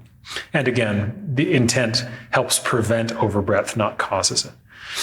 So overbreadth is mostly it's mostly been applied in the First Amendment context. Arguably, the court has used it from time to time in the abortion cases. So I'm not going to say it's always exclusively a First Amendment issue, but that's 99% of the time where you see it. Vagueness, by contrast, even though whenever somebody makes an overbreadth argument, they also make a vagueness argument. They travel together that way. Vagueness is about notice under the Fifth Amendment. The question is, would somebody reading the statute know what it is they do to violate it? And another aspect of that is, would a cop looking at that statute know what it is, know what a violation is if they see one in the wild? And if neither of those things can be said, then you have a vagueness problem. So it's about notice, right? Notice to the person of ordinary intelligence of what conduct the statute prohibits, then notice to police and prosecutors sufficient to prevent arbitrary and discriminatory enforcement. So the classic case of vagueness is you had this, I think it was City of Chicago v. Morales. That was a loitering statute, wasn't it? There are other cases too, but basically the idea there was you had a statute that said you can't annoy passersby. It's like, well, what does annoy mean? What's annoying to one person? That's not an objective standard by which somebody could tell if they were being annoying to others, or a prosecutor could say, that's as a matter of law, you are annoying. Though I think there are certainly cases we could ask for judicial notice of that, right? Yeah. Of course, it says, look, this isn't vague. The mental state, again, helps to narrow the statute's application. And his threats were clearly prescribed under the fighting words exception. So kind of a fun little case, but good if you deal with, I think, this particular attorney who goes up and down the Wasatch Front saying everything is overbroad and vague. Oh, we got 30 seconds to a break, so let's take I guess it's break for lunch. Let's get some lunch here. Actually, no? Don't let him go just yet. Okay. Don't go just yet. Okay, so here are the nominations for the SWAT board for the juvenile prosecutor position. I will read off their names, and then I will go through their qualifications, and then I will put up a slide that has my name and phone number and Marilyn's name and phone number so that you can text your vote. And we'll leave that up for about 20 minutes while you all eat. Okay, so in no particular order, this was just the order it was sent to me. Nominee 1, Paul Wake, works for the Utah County Attorney's Office. Paul has been a juvenile prosecutor for over 2 decades and has been on the Juvenile Rules Committee, SWAT Black, and other committees, and would be happy to serve on the SWAT board. As he says, my approach as a juvenile prosecutor is to help kids by holding them accountable and helping their families work on their moral development. I'm convinced that HB 239 has been a good way to accomplish that. The less adversarial team approach we're more accustomed to in Utah County has done a decent job of accomplishing that goal, but we juvenile prosecutors can always improve. If elected to the board, I would certainly be very open to input from juvenile prosecutors across the state interested in improving communications within this community and inclined to see if we could return to the biennial juvenile justice conferences of yore. Next, Ryan Perkins from Davis County. Ryan has been a juvenile prosecutor for more than 20 years. He has been very active in working with legislation over the years relative to juveniles and juvenile justice. He is passionate about serving the community and the youth of Davis County and the state of Utah. I think he would be a valuable voice for juvenile justice on the SWAT board. Eric Butler in the Uinta County Attorney's Office. Eric is the sole prosecutor on the juvenile delinquency cases for Uinta County. Mr. Butler has been an attorney for approximately 14 years, and prior to that, he served the country as a United States Marine. Currently, Mr. Butler handles all juvenile delinquency proceedings through every single stage, including the investigation and filing of petitions through to resolution. Prior to his time at the County Attorney's Office, Mr. Butler was an Assistant Attorney General in the Child Protection Division, where he represented the Division of Child and Family Services in child welfare cases. Mr. Butler also has in-depth experience working with Native American tribes and families, as the Uinta Basin is also home to the Ute Indian tribe. Next, Angela Adams from Washington County. I have been prosecuting delinquency cases in juvenile court in Washington County exclusively since 2003. I've identified issues in the Juvenile Court Act in the past and have been active in bringing them to the attention of the appropriate legislators, and am interested in the policy-making process. I have prosecuted all of the special victim offenses in juvenile court in Washington County for many years, so have a specific interest in advocating for victims. And last is Adriana Davis with Salt Lake County DA.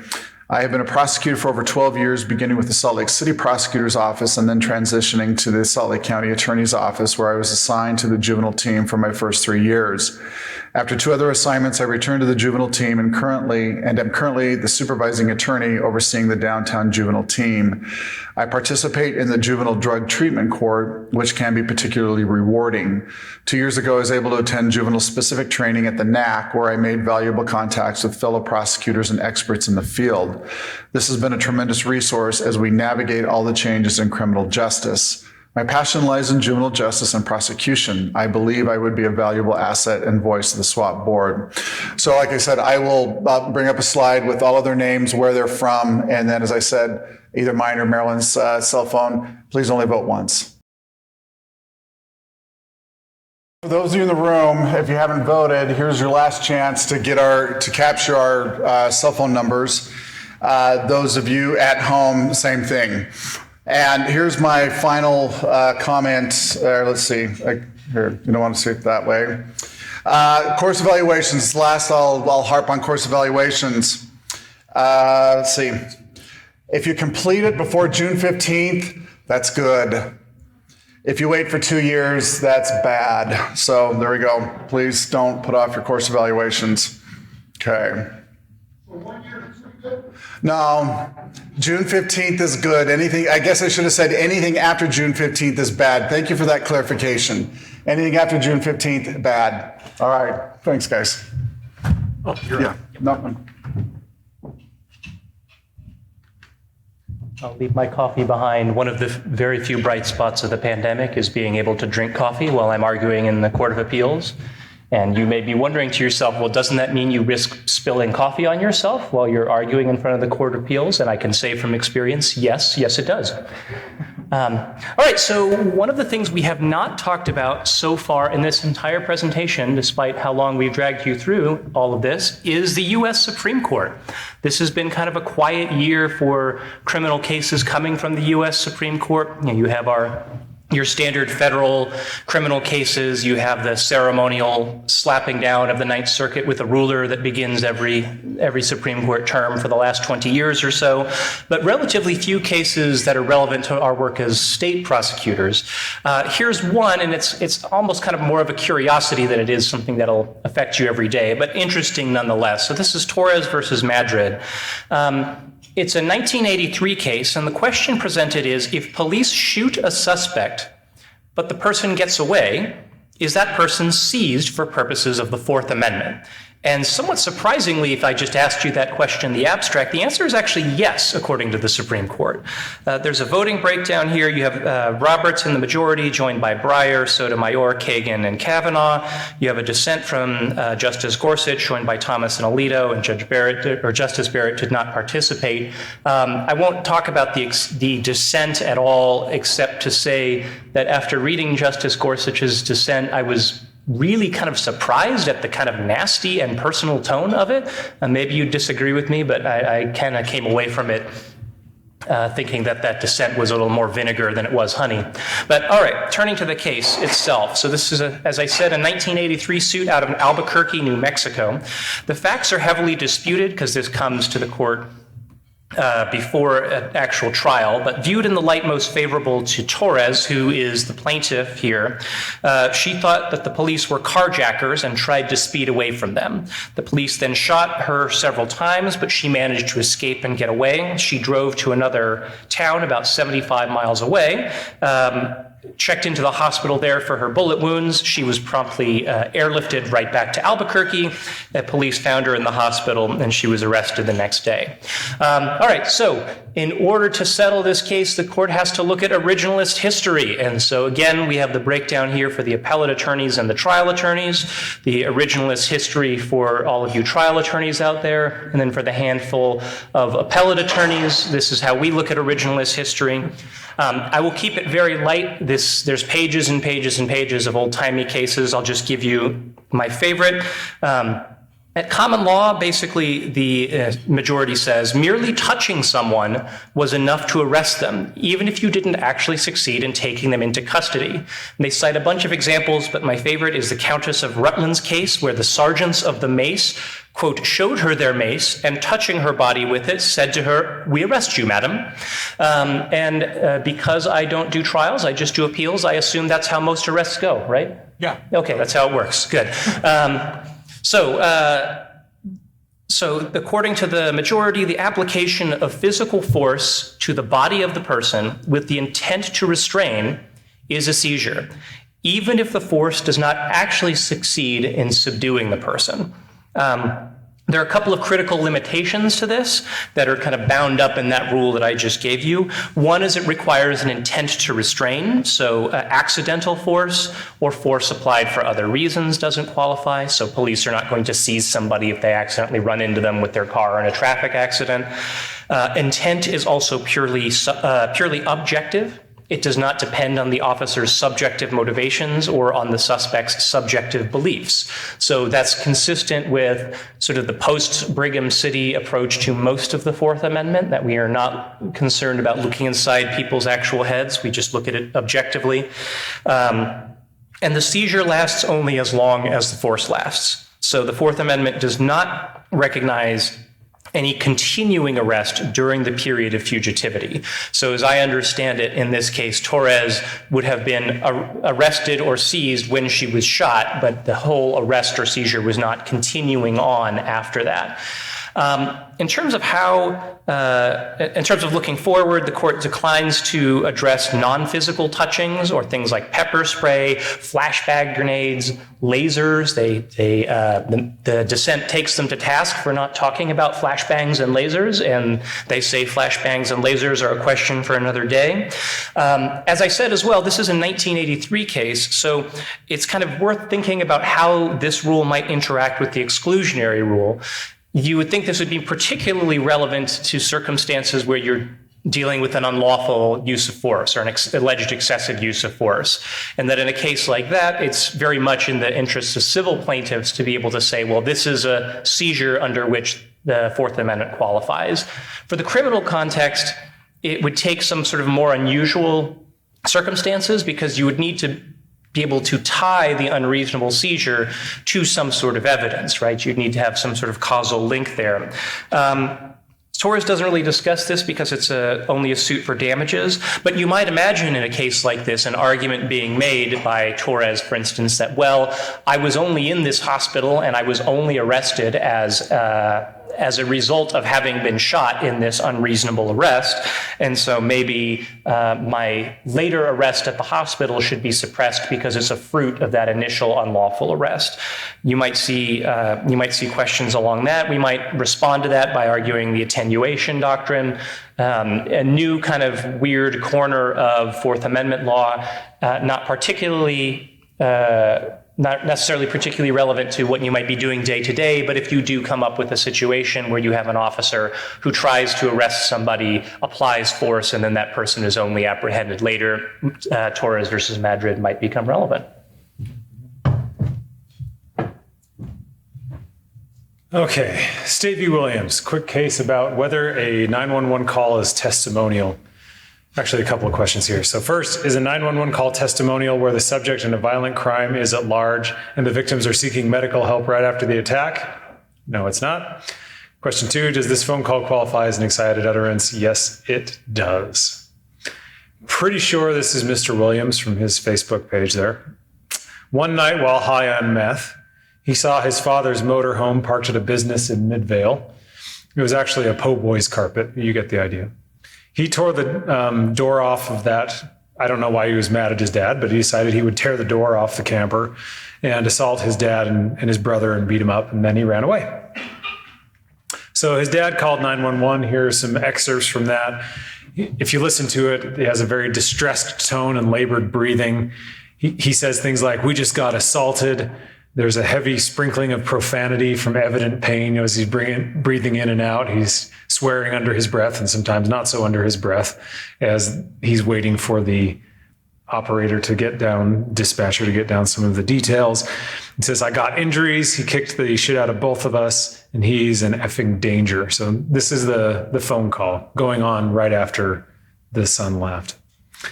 Mr. Williams. So by the time of trial, neither dad nor brother was cooperating. So the state relied mostly on, first of all, the 911 call, and then a few pictures of dad and brother's injuries. So the two issues here is, was the 911 call testimonial? And if not, did it qualify as an excited utterance as an exception to hearsay? So little quick recap on Crawford. There's the Sixth Amendment. We know it well. And there's Crawford. Basically, you have to, if something is testimonial, then the witness has to be both unavailable and the defendant must have had a prior opportunity to cross-examine.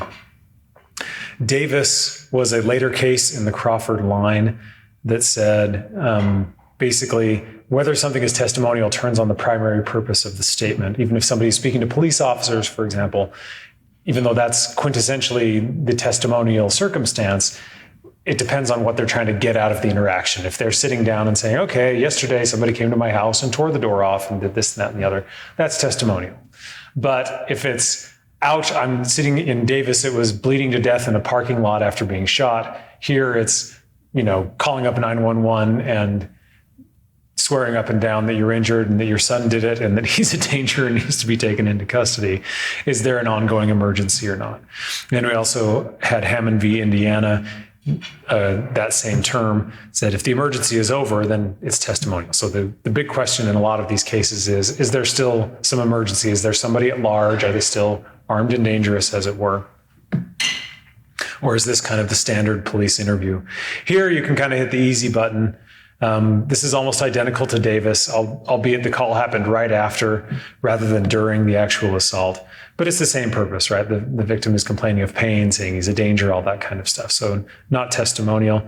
So did it qualify as an excited utterance? Something is an excited utterance under 803.2 if it is a statement relating to a startling event or condition. I'd say that qualifies, right? Ripping somebody's camper door off and going in and beating them up. While made while the declarant was under the stress or the excitement that it caused. It really helps here that we had labored breathing and profanity and everything else shows that his adrenaline is still pumping, right? That's the very definition of being under stress. And under West Valley City v. Hutto there, you need a startling event statement made under that stress, and it has to relate to the condition. It can't be like, you're under the stress from your son breaking in, but you offer your opinion on, Dogecoin or something like that. It has to relate to the startling event or condition. Again, you can hit the easy button. Having someone rip your door off and beat the crap out of you is a stressful thing. I think we could take judicial notice of that, right? And it's clear from the call that he was still under the stress and pain of the event. But one caveat on this, you may still have to redact the call because sometimes, and I'm sure you've seen this in police interviews before, it's evident that the person calms down, right? Maybe you have a really long interview, and for the first little bit, it's very chaotic. Maybe you have maybe you have a dash cam, or maybe you have a body cam or something like that. And for the first little bit, the person is saying what just barely happened and they're clearly still stressed. But by the time hour 2 rolls around, their breathing has returned to normal. They're no longer wincing in pain, that sort of thing. That's when it's going to start crossing the line into testimonial territory. So be aware that just because you have a 911 call that starts out as an excited utterance, it doesn't mean that it stays an excited utterance for the entire time. So just be on the watch for that.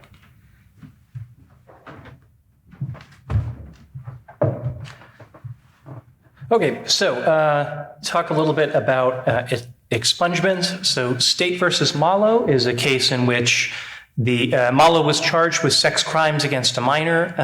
The crimes are pretty darn disturbing, but the charges end up getting dropped when the victim gets sick and isn't able to testify. So later Malo tries to expunge this from his record, and the state opposes it. And usually we say that bad facts make bad law, but sometimes I think good facts make good law. And I think we got some good law here in part because the facts of this case are so disturbing. So a couple of holdings here. One is that district courts can consider the bindover and any evidence presented at the preliminary hearing when deciding whether to grant expungement. So I said, and Malo in this case was accused of doing some super skeezy stuff, and there's evidence presented of that at the preliminary hearing. The district court can take all of that evidence into consideration in deciding whether it's going to grant expungement. It's also okay for prosecutors to argue that expungement is contrary to the interest of the public, even if the prosecutor doesn't intend to refile charges. And that's because there can be multiple reasons why a prosecutor might not want to refile charges that are separate and apart from belief about whether the crime occurred. And so again, you have a case like this where you have a particularly skeevy set of crimes and some initial evidence that looks strong, but because the victim is not able to cooperate, they're not able to continue through with the prosecution. So in a circumstance like that, a prosecutor can continue to oppose expungement even if the prosecution has no intent of refiling the charges again. And that's great, especially when you have a higher turnover in a jurisdiction, because you'd want that there so that when he does this again, and the odds are he's going to do this again, probably, if I don't know all the circumstances, but when in the event that this happens in the future, you'll have something that you can go look for some 404B evidence on, right? You don't know if by then the victim will have recovered and will be more cooperative and all that sort of thing. So keeping that kind of track record can be very helpful. Yeah, and in 404C, of course, that kind of evidence. So I think, like Dave said, it was a good result for us, and not just because of the case and for expungements itself, but for what it represents for future cases and being able to track that down. When you lose institutional memory, maybe the prosecutor leaves or retires or whatever else, and nobody remembers that, hey, didn't this guy do this before? State v. Butters, this is a case about the residual hearsay exception. 2 questions here. First, if the evidence is admissible under a specific hearsay exception, if certain requirements are met, is it admissible under the residual exception if you don't meet the more specific requirements? The answer is no. And question 2, does mistakenly including secrecy language in a subpoena render the evidence received under it excludable? So we'll talk about that a little bit. Here are David Butters and Mark LeCount. So Butters came up with a technology that he thought was, quote, better than Netflix. It was basically Redbox, but with USBs instead of DVDs. And I guess that would have seemed really cutting edge back when you had to go to the grocery store and actually get the DVD from Redbox rather than everything just streaming digitally. But anyway, he was really excited about this technology, passionate about this project. They solicited a bunch of money from investors to develop this and bring it to market. But stop me if you've heard this one. They didn't tell them about their past business failures and used the money, I know, shocking, to do things other than what they said they were going to do with it, to pay off other business debts and so forth, right? I can't believe it happened, but the one time that it happened, we caught them. Super shocking. So to show the fraud, as the state always does in these kinds of cases, they had to follow the money, right? So to follow the money, you have to get a bunch of bank accounts. So the state subpoenaed a bunch of bank records.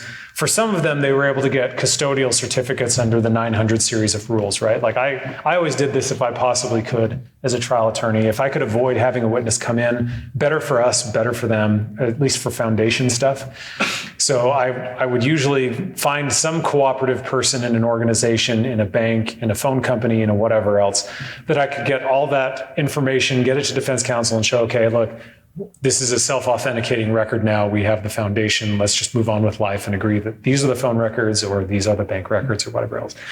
So in this case, the state was able to get those from some of the banks, but not all of them for whatever reason.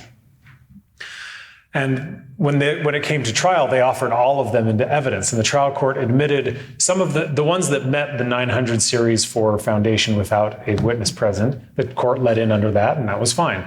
But then the state said, look, we tried to get certificates for these other ones, but we couldn't get them. So please admit them under the residual exception, because it's close enough, right? Like they clearly look like bank records. It says Key Bank or Wells Fargo at the top or whatever, and this is the person's name, and it has believable transactions. It's got to be close enough, Judge. And the judge said, you know what, you're right. I'll let that in under the residual exception. Few rules at issue. Here we go. 8036 says, is the business records exception kept in the regular course of business? It was a regular practice, all that stuff that's pretty well known to you, I imagine, at this point. And then 90211 says you can lay foundation without a witness present if you have a signed custodial certificate that's signed in a manner that, if falsely made, would subject the signer to criminal penalty. So similar to basically an 1102, but for foundation, right? And also, obviously, we're dealing also with the residual rule. So Rule 807 is just in case we've forgotten something or overlooked something that's a lot like this other stuff, but not quite this other stuff, then you might be able to get it in so long as you can show that it's trustworthy, essentially. It's circumstantial guarantees of trustworthiness, because the whole idea behind hearsay exceptions is, well, the idea behind the hearsay rule is we want people to be there for cross-examination and not to just convict somebody based on, or make a legal decision based on the word on the street, right? Or based on something that somebody heard and might have overheard wrongly and all that kind of stuff. But we also have exceptions to hearsay because sometimes the circumstances under which those statements are made show that it's super reliable, like a statement against interest. Why would somebody say something that got themselves in trouble unless it were true or whatever else? So 807 is just the catch-all for, it doesn't quite fit anything else, but it's enough like those other things that we really should let it in and let the jury decide. Now some case law. So Rule 807, this is from Clopton back in 2015. 807 is applicable when a hearsay statement is not specifically covered by a hearsay exception in Rule 803 or 804. And it's intended, said the court in Nielsen, for those rare cases where, although an out-of-court statement does not fit into a recognized exception, it's justified by the inherent reliability of the statement and the need for its admission. So bottom line, you shouldn't use this very often, and you can't use it when the evidence that you're trying to get in is covered specifically by another hearsay exception. So applying that here, the bank records without complete custodial certificates or foundational testimony were not admissible. So the state never said it couldn't have laid the right foundation. It's like, well, so you're having trouble getting a custodial certificate. Send a subpoena. Like, I know it's a pain for you, it's a pain for them, but maybe if they get a subpoena, they'll say, oh, you know what? I would prefer to sign a paper rather than having to head down to Provo or head up to Weber or whatever else and give live testimony in court. Just to sit down outside the jury, well, sit down outside the courtroom for 2 hours, be called in, give 5 minutes of testimony, and then go home. So that might actually promote cooperation, right? But it's not enough to get it in under the hearsay exception because it's covered. But again, don't use the residual hearsay rule that much. And if you do, you better have a good reason for it. One more quick issue on this. The state subpoenaed the bank records that included a secrecy warning, but did not get a secrecy order from the court. So there's the code section covering when you get a secrecy order, when one is appropriate. But is it true that you always need a secrecy order in these kinds of cases, or is that mostly the prosecutor's call? Do people get secrecy orders as a matter of course on this? Do you seek those very often? I'm seeing some shaking of heads, so maybe this was just an exceptional case, or it was prosecuted exceptionally in an exceptional way. The court said, well, that was inappropriate to include the secrecy order in this particular case, but just a violation of a state statute isn't grounds to suppress it. And by the way, even without the secrecy language, he wouldn't have been able to quash the subpoena, so no prejudice there. So no big deal.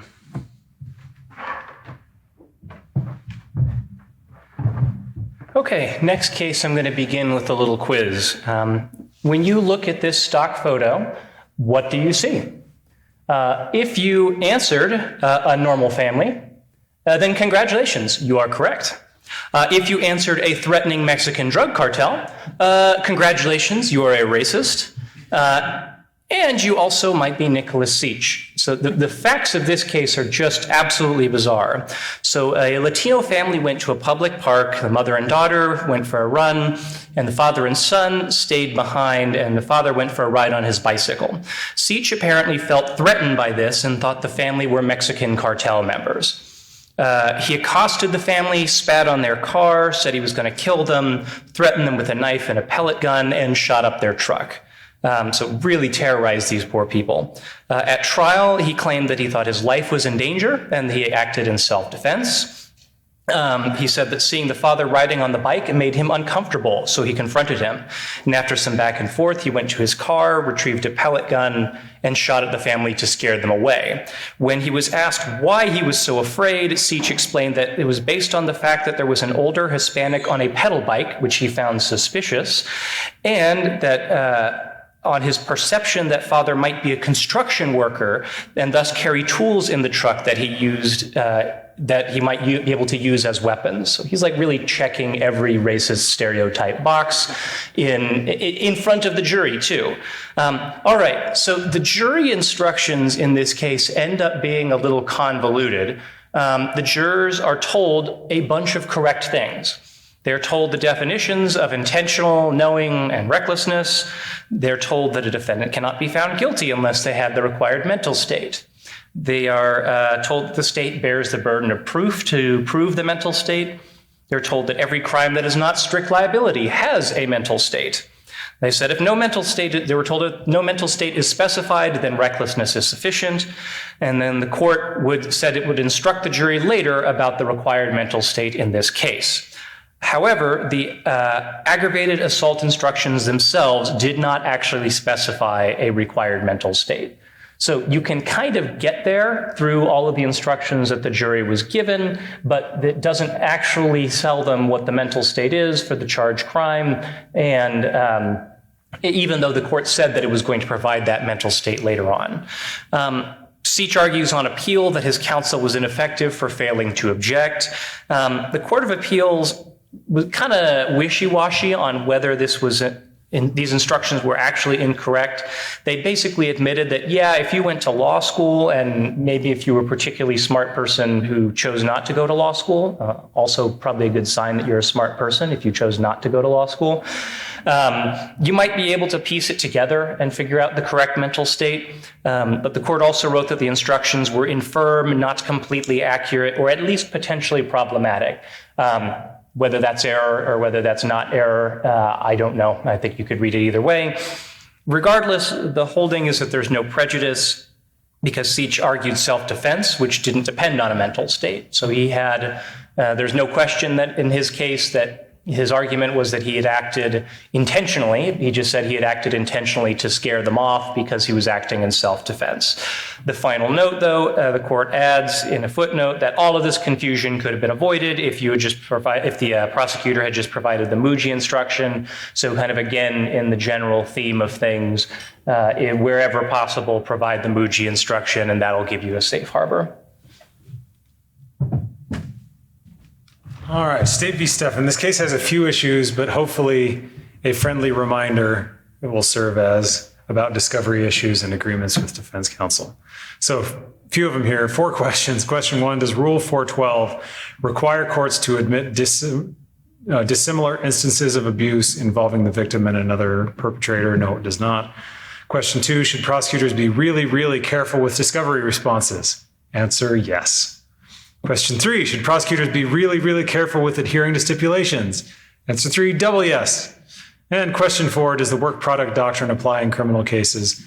Answer to that is yes, it does, as do its exceptions. So let's dive right in. Here's Jordan Stephan. He abused his girlfriend's 11-year-old daughter. Leading up to trial, he wanted to admit evidence that the victim was abused by her grandfather as well.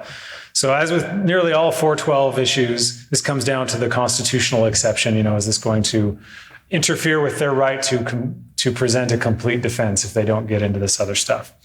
He argued it did because the grandfather's abuse was necessary to rebut the sexual innocence inference, or the idea that basically no kid this young would have this detailed sexual knowledge without something having happened to them, something inappropriate. So the victim was 11 and 12 when all of this happened, and I think she was 14 by the time she testified. There's one somewhat similar case in this area, State v. Marks, back from 2011. In that case, a step-grandfather was charged with abusing his step-grandson, and Marks wanted to admit evidence that the victim looked at some pornography and had simulated intercourse with his sister, even though the victim in that case was male, as was the defendant. So the court in Marks said, well, that's not close enough because he wouldn't have gained kind of sexual knowledge from that pornography and from that experience, the alleged experience with his sister, that he accused Marks of doing. So Stephan abused the victim in various ways that gave her some very detailed sexual knowledge about the male anatomy and sexual responses, let's say. The grandfather's abuse, though, was comparatively very mild. I think he watched her shower and he shaved her legs, oddly enough, and he touched her breasts. But the trial court said, that's just not similar enough. That's not just apples and oranges. That's like apples and watermelons or something like that. They're way too dissimilar to come in. The Court of Appeals agreed with the trial court, said, no dice, no soup for you. So that one's pretty straightforward. But if you do get a 412 motion, just recognize that the more dissimilar they are, the tougher the row that defense counsel is going to have to hoe on that issue. Next, we're going to talk about unintentionally violating a stipulation. So in this case, like sadly many cases, the victim started cutting herself after the abuse. And defense counsel said, well, we want to admit grandfather's abuse because that provides another reason why she would be cutting herself, and not just because she cut herself because of Stephan's abuse. And the prosecutors eventually settled on, okay, we're not even going to talk about the cutting then. We don't want to go down this road. If it's potentially admissible, we'll just leave it out. And the issue dropped off and nothing happened until the prosecutors played a version of the victim's CJC interview in which she said the words right at the end. She said, I cut. And then defense counsel moved for a mistrial saying, oh no, the prosecutors violated the stipulation. This is terrible. This is everything else. And the trial court said, well, I'm not going to grant a mistrial because now, if you want to, you certainly can explore the cutting. If you want to bring in the grandfather evidence, then you can say, here's an alternative explanation for that. Defense counsel decided not to do it. Now, and I don't fault the prosecutors for this. As I understand it, they actually had 3 or 4 different versions of the CJC interview queued up and ready to go. Depending on how other testimony came out, it would render some portions admissible and other portions not. And it appeared, and they even tested it before trial to make sure that all this cutting stuff was taken out. But for whatever reason, it kind of slipped through the cracks. So I don't fault them for it. This kind of stuff happens. But it was still unfortunate. Got to be careful. So trial courts have discretion to grant or deny mistrials, right? Because they're there to see what damage comes from it. But it's pretty clear from the cases that a court doesn't abuse its discretion in denying a mistrial if the remark isn't intentionally elicited, which was the case here.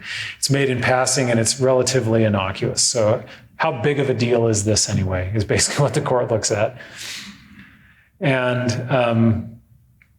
yeah, I've seen worse. And there, the court basically just said, nah, this wasn't a big enough deal. It really was on the tail end of a whole lot of testimony. The prosecutors never drew any attention to it. They apologized for it. They said this was a complete mistake. Trial court believed them when they said that, and understandably so. So that just wasn't mistrial worthy. All right. A lot of this next part on the work product doctrine comes down to what happened with the victim's mother. So like all good prosecutors, the two here interviewed their witnesses before trial. Also, like good prosecutors, to avoid making themselves witnesses, they had somebody else there, right? I believe they had their paralegal present. So you want to have a paralegal, a cop, somebody who can talk about the conversation that isn't you, unless you want to be kicked off the case, but presumably you don't want to do that. So far, so good. You can interview victims and your witnesses and have somebody else there in case things go south or they change their story. Then the mother says something during that interview that really gets their attention. So she admitted that while driving the victim to the CJC, she urged the victim to lie and say that nothing happened. So this is a sadly common occurrence in especially familial sexual abuse cases. But it's also really good evidence if you're looking for a conviction. So the prosecutors, this understandably got their attention, but they were so excited about it, they forgot to tell defense counsel about it. So maybe they were just too excited. Maybe they got caught up in other trial preparations, but this, for whatever reason, slipped through the cracks. And defense counsel heard about it for the first time during opening statement. And that eventually caused a mistrial. After the prosecutor one of the prosecutors gives the opening statement, defense counsel says, excuse me, I never got wind that the mother admitted telling the victim to lie. Can we talk about this? Ultimately, that ended in a mistrial. And between this trial and the next trial, the defense investigator also interviewed the mother. So now we've got all this controversy swirling around. What has mom said? When did she say it? And who knows what she said and how can we look at it? So defense counsel was pretty livid here. They're still upset about the late disclosure, and they demand the prosecutor's notes from the interview that they did with mother. And then the prosecutor says, fine, we demand your defense investigator notes from the interview with mother. So everybody wants each other's what's potentially work product, right? So how does this all shake out? Here's CrimPro Rule 16a. The state has to disclose a whole bunch of things, as well as any other item of evidence which the court determines on good cause shown should be made available. And then, of course, we have State v. Knight governing a lot of Rule 16 discovery that says if a prosecutor responds without requiring the defendant to get a court order, and that's the case almost always, right? I mean, I can't think of a single case where other than when you needed a witness's criminal history and you couldn't go to BCI and get it without a court order, and you just tell the court, look, we're willing to hand it over. We just need you to say, hand it over. So BCI will give it to us and allow us to share it with defense counsel. Absent that kind of thing, it's almost never the case that you force the defendant to get a court order to get discovery, right? Because of both our ethical and our constitutional obligations to turn things over. So fortunately, we avoid most discovery fights. But this is the kind of case where each side had something to fight about because they arguably had a reason to not disclose this stuff. So each party invoked the work product doctrine. And again, this is the context, Rule 16, and State v. Knight says you either need to hand everything over as requested or explicitly identify what you're not going to turn over. And most of this is taken care of in your standard discovery letters, right? You've got your civil attorneys who have put together, or some criminal attorney who has put together, you now have discovery, you have everything that we have, and we'll keep you posted, essentially, whatever that particular notice says. And prosecutors have a continuing duty to disclose responsive discovery as things keep rolling in, which, as frustrating as it can be sometimes, I know what it's like. You think you have everything. You ask your cops 10 times, do I have everything? Yeah. Everything? You sure? Yeah. Everything? Yes. Get to trial. Here's another report. Awesome. Then you have to go give it to defense counsel and hopefully not cause a mistrial, right? You can also ask the court to limit disclosure. So in addition to the good cause to disclose, you can also ask the court to limit disclosure based on a, quote, sufficient showing to justify it. So the work product doctrine goes back to this old 1940s US Supreme Court case about a tugboat disaster. This boat went down and some people died, and the attorneys for one of the sides, I believe the attorney for Taylor, went around and interviewed a bunch of people about this tugboat disaster and had all of these witness interviews lined up to go. And then when they were getting ready for trial, Hickman said, well, Hickman, I believe, was a personal representative for some people who had perished in the tugboat accident, said, well, hey, we want all those interviews you did, because that's a huge pain to go around and interview a bunch of people, right? So Hickman v. Taylor recognized for the first time in US Supreme Court cases anyway, the idea that there's this thing called work product, that you cannot be required to disclose your thoughts about a case, your legal reasoning, your guesses about the odds of success, all that kind of thing that we get paid to do as attorneys, right? To put together a case, to get a theory, and all of the things that we do getting ready for trial, putting together questions and all that stuff. So anything materials prepared in anticipation of litigation and that contain an attorney's mental impressions and opinions and so forth. And the court said 3 decades later in United States v. Nobles, that the reason we have this rule is we want to encourage attorneys to keep track of things and to interview witnesses, because if it were the case that you had to turn over everything you ever wrote down, how many things would you write down? Right? Nothing. And that would not serve the ends of justice, because then attorneys would be worse at their jobs unless they're like Dave and they had photographic memories and never forgot anything under any circumstances. You just can't do your job as an attorney unless you can expect that these things will not be discoverable by the other side. So perfectly understandable, rational rule. But the problem comes when the line between fact and opinion gets a little blurry, right? So let's say you're doing a witness interview and you're taking notes. Are you acting like a stenographer? Are you writing down every single thing this person is saying?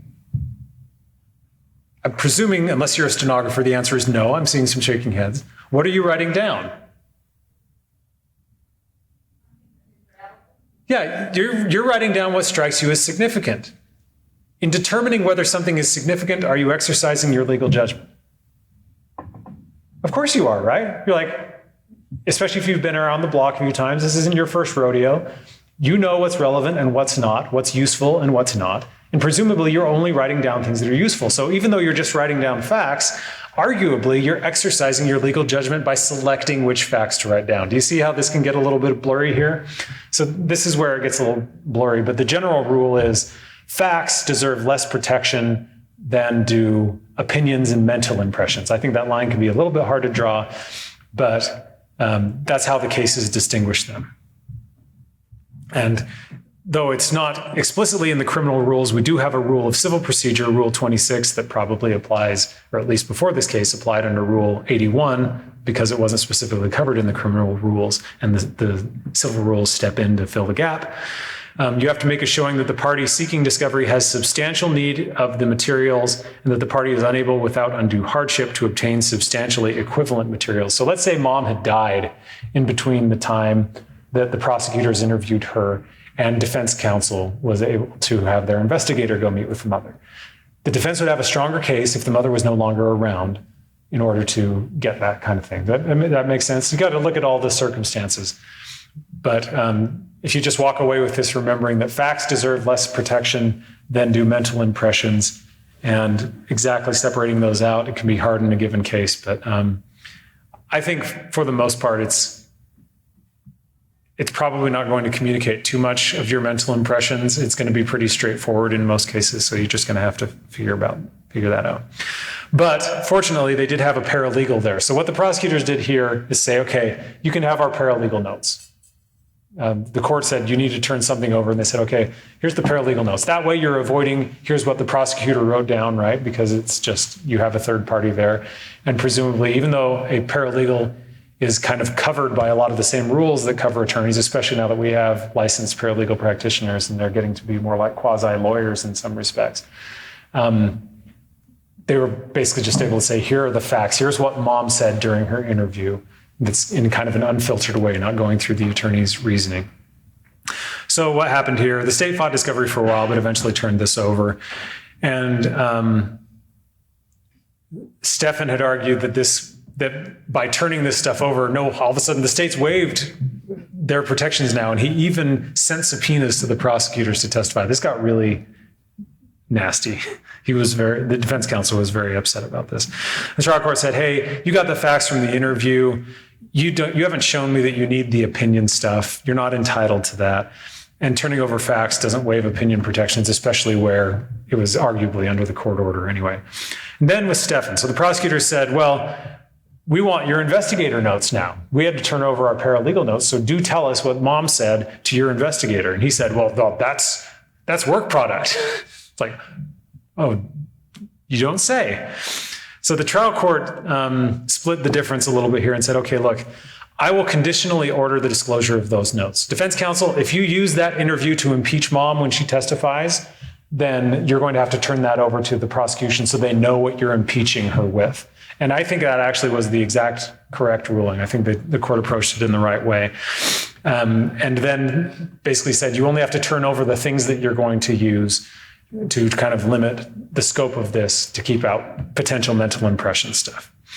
So Stefan never used the interview at trial, so nothing was ever disclosed. Now to the Court of Appeals, Judge Hagan writes this one, affirming. Stefan was convicted. For the prosecution, they said, look, the court essentially ordered them to turn this over, so the prosecutor's notes are still protected work product. Them turning over their paralegal's notes did not waive protection in their own notes. And Stefan still complained on appeal. He said, well, the trial court's order was overly broad and used the wrong standard. And the Court of Appeals said, yeah, you're right, it was a little overly broad, but that really didn't matter here because there's no record of what those notes said. You never admitted them at trial. They're not here. We don't know what they said, so you can't prove prejudice anyway. John, you don't need to sit down for this one. For all you Justice Court prosecutors out there, good news. Justice Court is constitutional. So this Taylorsville City versus Mitchell. There were a couple of constitutional challenges raised to the de novo appeals from Justice Court to the District Court. The Utah Supreme Court held that the appeals do not violate the state constitutional right to appeal, and also that they don't violate the uniform operation of laws. The rationale being that there is a rational basis for distinguishing between justice court and non-justice court counties based on the size of the county and the needs to conserve resources. So that's it. That's all I have for that one. Mic drop. State v. Nunez Vasquez. This is a case about Rule 412 and homosexual activity. Question number 1, does Rule 412 apply to same-sex acts? The answer is yes. Question 2, is a defendant entitled to a mistake of fact instruction, or under what circumstances? The answer to number 2 is sort of. If the facts support a mistake of fact defense, the instructions have to leave that argument open, but the trial court has discretion on exactly how the instructions do that. So we'll talk about both of these. This is Mr. Jaime Nunez Vasquez. He was heavily involved in the gay party scene, both personally and professionally. His stage name was DJ Poncho, I learned. He was apparently quite a popular DJ. And he met the victim at a house party. And then he, the victim, and a few others went party hopping at gay bars around town. And according to Nunez Vasquez, he understood that the victim was straight. Now, Nunez Vasquez had what he called, quote, a thing for straight guys. He said he found them, quote, attractive and considered it a, quote, challenge to get them to sleep with him. I don't know if he was trying to get them to switch teams or not, but he claimed to do this sort of thing fairly regularly. Like this was his practice. He finds somebody who's straight and he targets them for fun. So through all the partying and drinking, everyone agreed, and this included Nunez Vasquez, that the victim did not flirt with or encourage Mr. Nunez Vasquez. So his charms apparently weren't working that evening. At the end of the night, the victim was pass out, blackout drunk. He was just toasted. And he asked for a ride home, but instead of taking him home, Nunez Vasquez took him to his own apartment. And the victim said that he sat down on the couch and then he just blacked out, didn't remember a thing until he woke up the next morning. He was just so far gone. Here, of course, the stories diverge. The victim said he didn't remember anything until the next morning when he woke up in the embrace of Mr. Nunez Vasquez, who was also doing things to him. There were other details which I will spare you, but it made it very clear to the victim that Mr. Nunez Vasquez had had sex with him. So he immediately called the police and reported a rape. Nunez Vasquez said that the victim, through again details that I will spare you, initiated cuddling and sex with him. So what do we do here? At preliminary hearing, the victim said he was straight and he had a girlfriend, but that he liked to party with his gay friends. So that's why he was out that night. Leading up to trial, defense counsel discovered also other evidence that the victim allegedly had had sexual encounters of one stripe or another with other men, and he had moved to admit those instances for two reasons. One, to support his defense under Rule 412, and two, to impeach the victim under Rule 608C. So here's Rule 412. We'll do this one first. Of course, it's the constitutional exception, evidence whose exclusion would violate the defendant's constitutional rights. So the implicit premise of the defense motion was that most people aren't gay, and thus they are not likely to consent to gay sex. By being willing to have sex with men on another occasion, the reasoning goes, he was more likely to consent or initiate sex with Mr. Nunez Vasquez. The problem with that reasoning is that it runs headlong into Rule 412, right? Like, consent to sex with other people at other occasions is simply not relevant to consent with this person on this occasion. Now, consent with this person on other occasions might be relevant under 412, right? Or if you're trying to prove that somebody else was the source of physical evidence or whatever. But if you're going under the constitutional exception, that's just not a viable theory. You can't use this kind of reasoning to get this kind of evidence in. So the constitutional exception usually invoked is this one. It's called the constitutional right to present a defense. It's mostly a conglomerate of the 5th, 6th, and 14th Amendments to due process, confrontation, and compulsory process. And the basic idea is you need to be able to bring in witnesses. If you have a viable defense, something that the law recognizes as a defense, then you should be able to, by hook or crook, get the people into court to let you assert that defense. And defense counsel often interpret the right to present a defense as anything that I want to do to defend my client. But of course, it's not that limitless, right? Michigan v. Lewis recognized this particularly in the context of rape shield laws. You need to show more than just that it excluded defense favorable evidence. The exclusion has to infringe on a defendant's, quote, weighty interest and be arbitrary or disproportionate to the purposes the rule is designed to serve. For 412, the reason we have 412 is that 403 wasn't working in the old days. We needed a specific rule in order to encourage victims that if they came and reported a sexual assault, their sexual history, they themselves would not be dragged through the mud and put on trial for things that they did with other people at other times. And this increased reporting and increased accountability. All right, so that's Rule 412. He also argued Rule 608C. Here's the money language.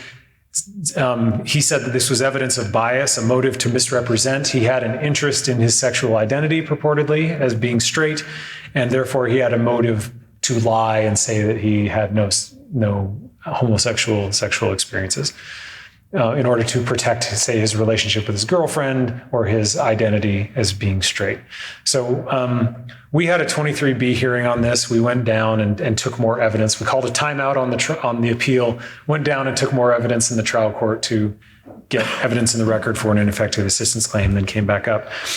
Tellingly, though the two men that he said were witnesses to other sexual activity came in, they never testified that they actually did anything sexual with the victim at all. One of them said, I think that he kissed them, and another that he kind of came onto him or something. But there wasn't nearly as much there as defense counsel initially proffered. And perhaps because, people change their stories. For my first trial was the day after I was sworn into the bar. And I was talking to a witness in the hall. It was a little DUI case in justice court. And I was talking to a witness in the hall, and I said, okay, so what did his driving pattern look like? Oh, he was all over the road, looked like he was drunk. I'm like, thank you, awesome. So I call her, get her on the stand 20 minutes later after we pick our little 4-person jury. I say, who are you? How do you know? Did you see this person that day? Yeah. Did you notice anything about his driving pattern? No. Well, was he weaving all over? No, just driving normally. She just totally turned 180 degrees on me. And I was a young prosecutor. Like I said, it was literally like my second day on the job. And I didn't have somebody with me while I was chatting with her idly in the hall and had no idea she would change her story. But so I get that people change their stories. I'm not trying to bag on defense counsel too much here. But interestingly, there was not a whole lot of there. And we said, this doesn't show a motive to misrepresent anyway. If he says nothing about his sexual identity, then he has no motive to protect the identity he didn't bring up. So the Court of Appeals affirmed and said, look, because the victim did not discuss his sexuality at trial, there was nothing to rebut and no sexual identity to protect. And tellingly, by the way, if this did come in, it would just have shown the jury that he didn't cry rape. I think the prosecution would have had a fantastic argument to say, yeah, it's true that he came on to other men, but he never came on to Nunez Vasquez. So, and he didn't accuse those other men of rape when this other stuff happened. So I think it actually would have made conviction possibly more likely. And it certainly wouldn't have helped him.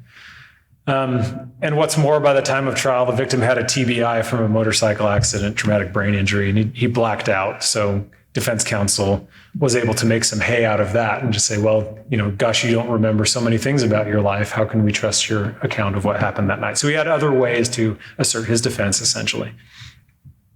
And they also said, well, no, this isn't bias because it doesn't show that he had something to protect. And he had a traumatic brain injury, so defense counsel had a means of impeaching this guy anyway. A quick jury instruction issue. The defense theory here was that even if the victim didn't consent, defendant was reasonably mistaken as to his consent because of the many alleged physical cues that the victim gave him, which I will continue to spare you. And to support this, he asked for 3 very extensive mistake of fact jury instructions that basically spell out from case law exactly what a mistake of fact defense constitutes. I've paraphrased them here. You can look at the materials online if you like. But the trial court basically said, I'm not going to give your proposed instructions. I think it's kind of confusing. I think the elements instructions cover this just fine because the state has to prove that he at least recklessly disregarded a risk that the victim was not consenting. That includes the argument that you want to make. You can say, I had good reason to believe that he actually was consenting. So the instructions allowed him to argue mistake of fact, just not as explicitly as he would like. Here are the rules on this. A party has a right to instruct the jury on its legally valid, theory of the case, if evidence in the law support it, but no party has a right to dictate the form that those instructions take. That's actually up to the trial court. If you look at Rule 17 of Criminal Procedure and associated rules to that, and associated cases to that. And the court said, yeah, there was plenty here for defense counsel to make that argument.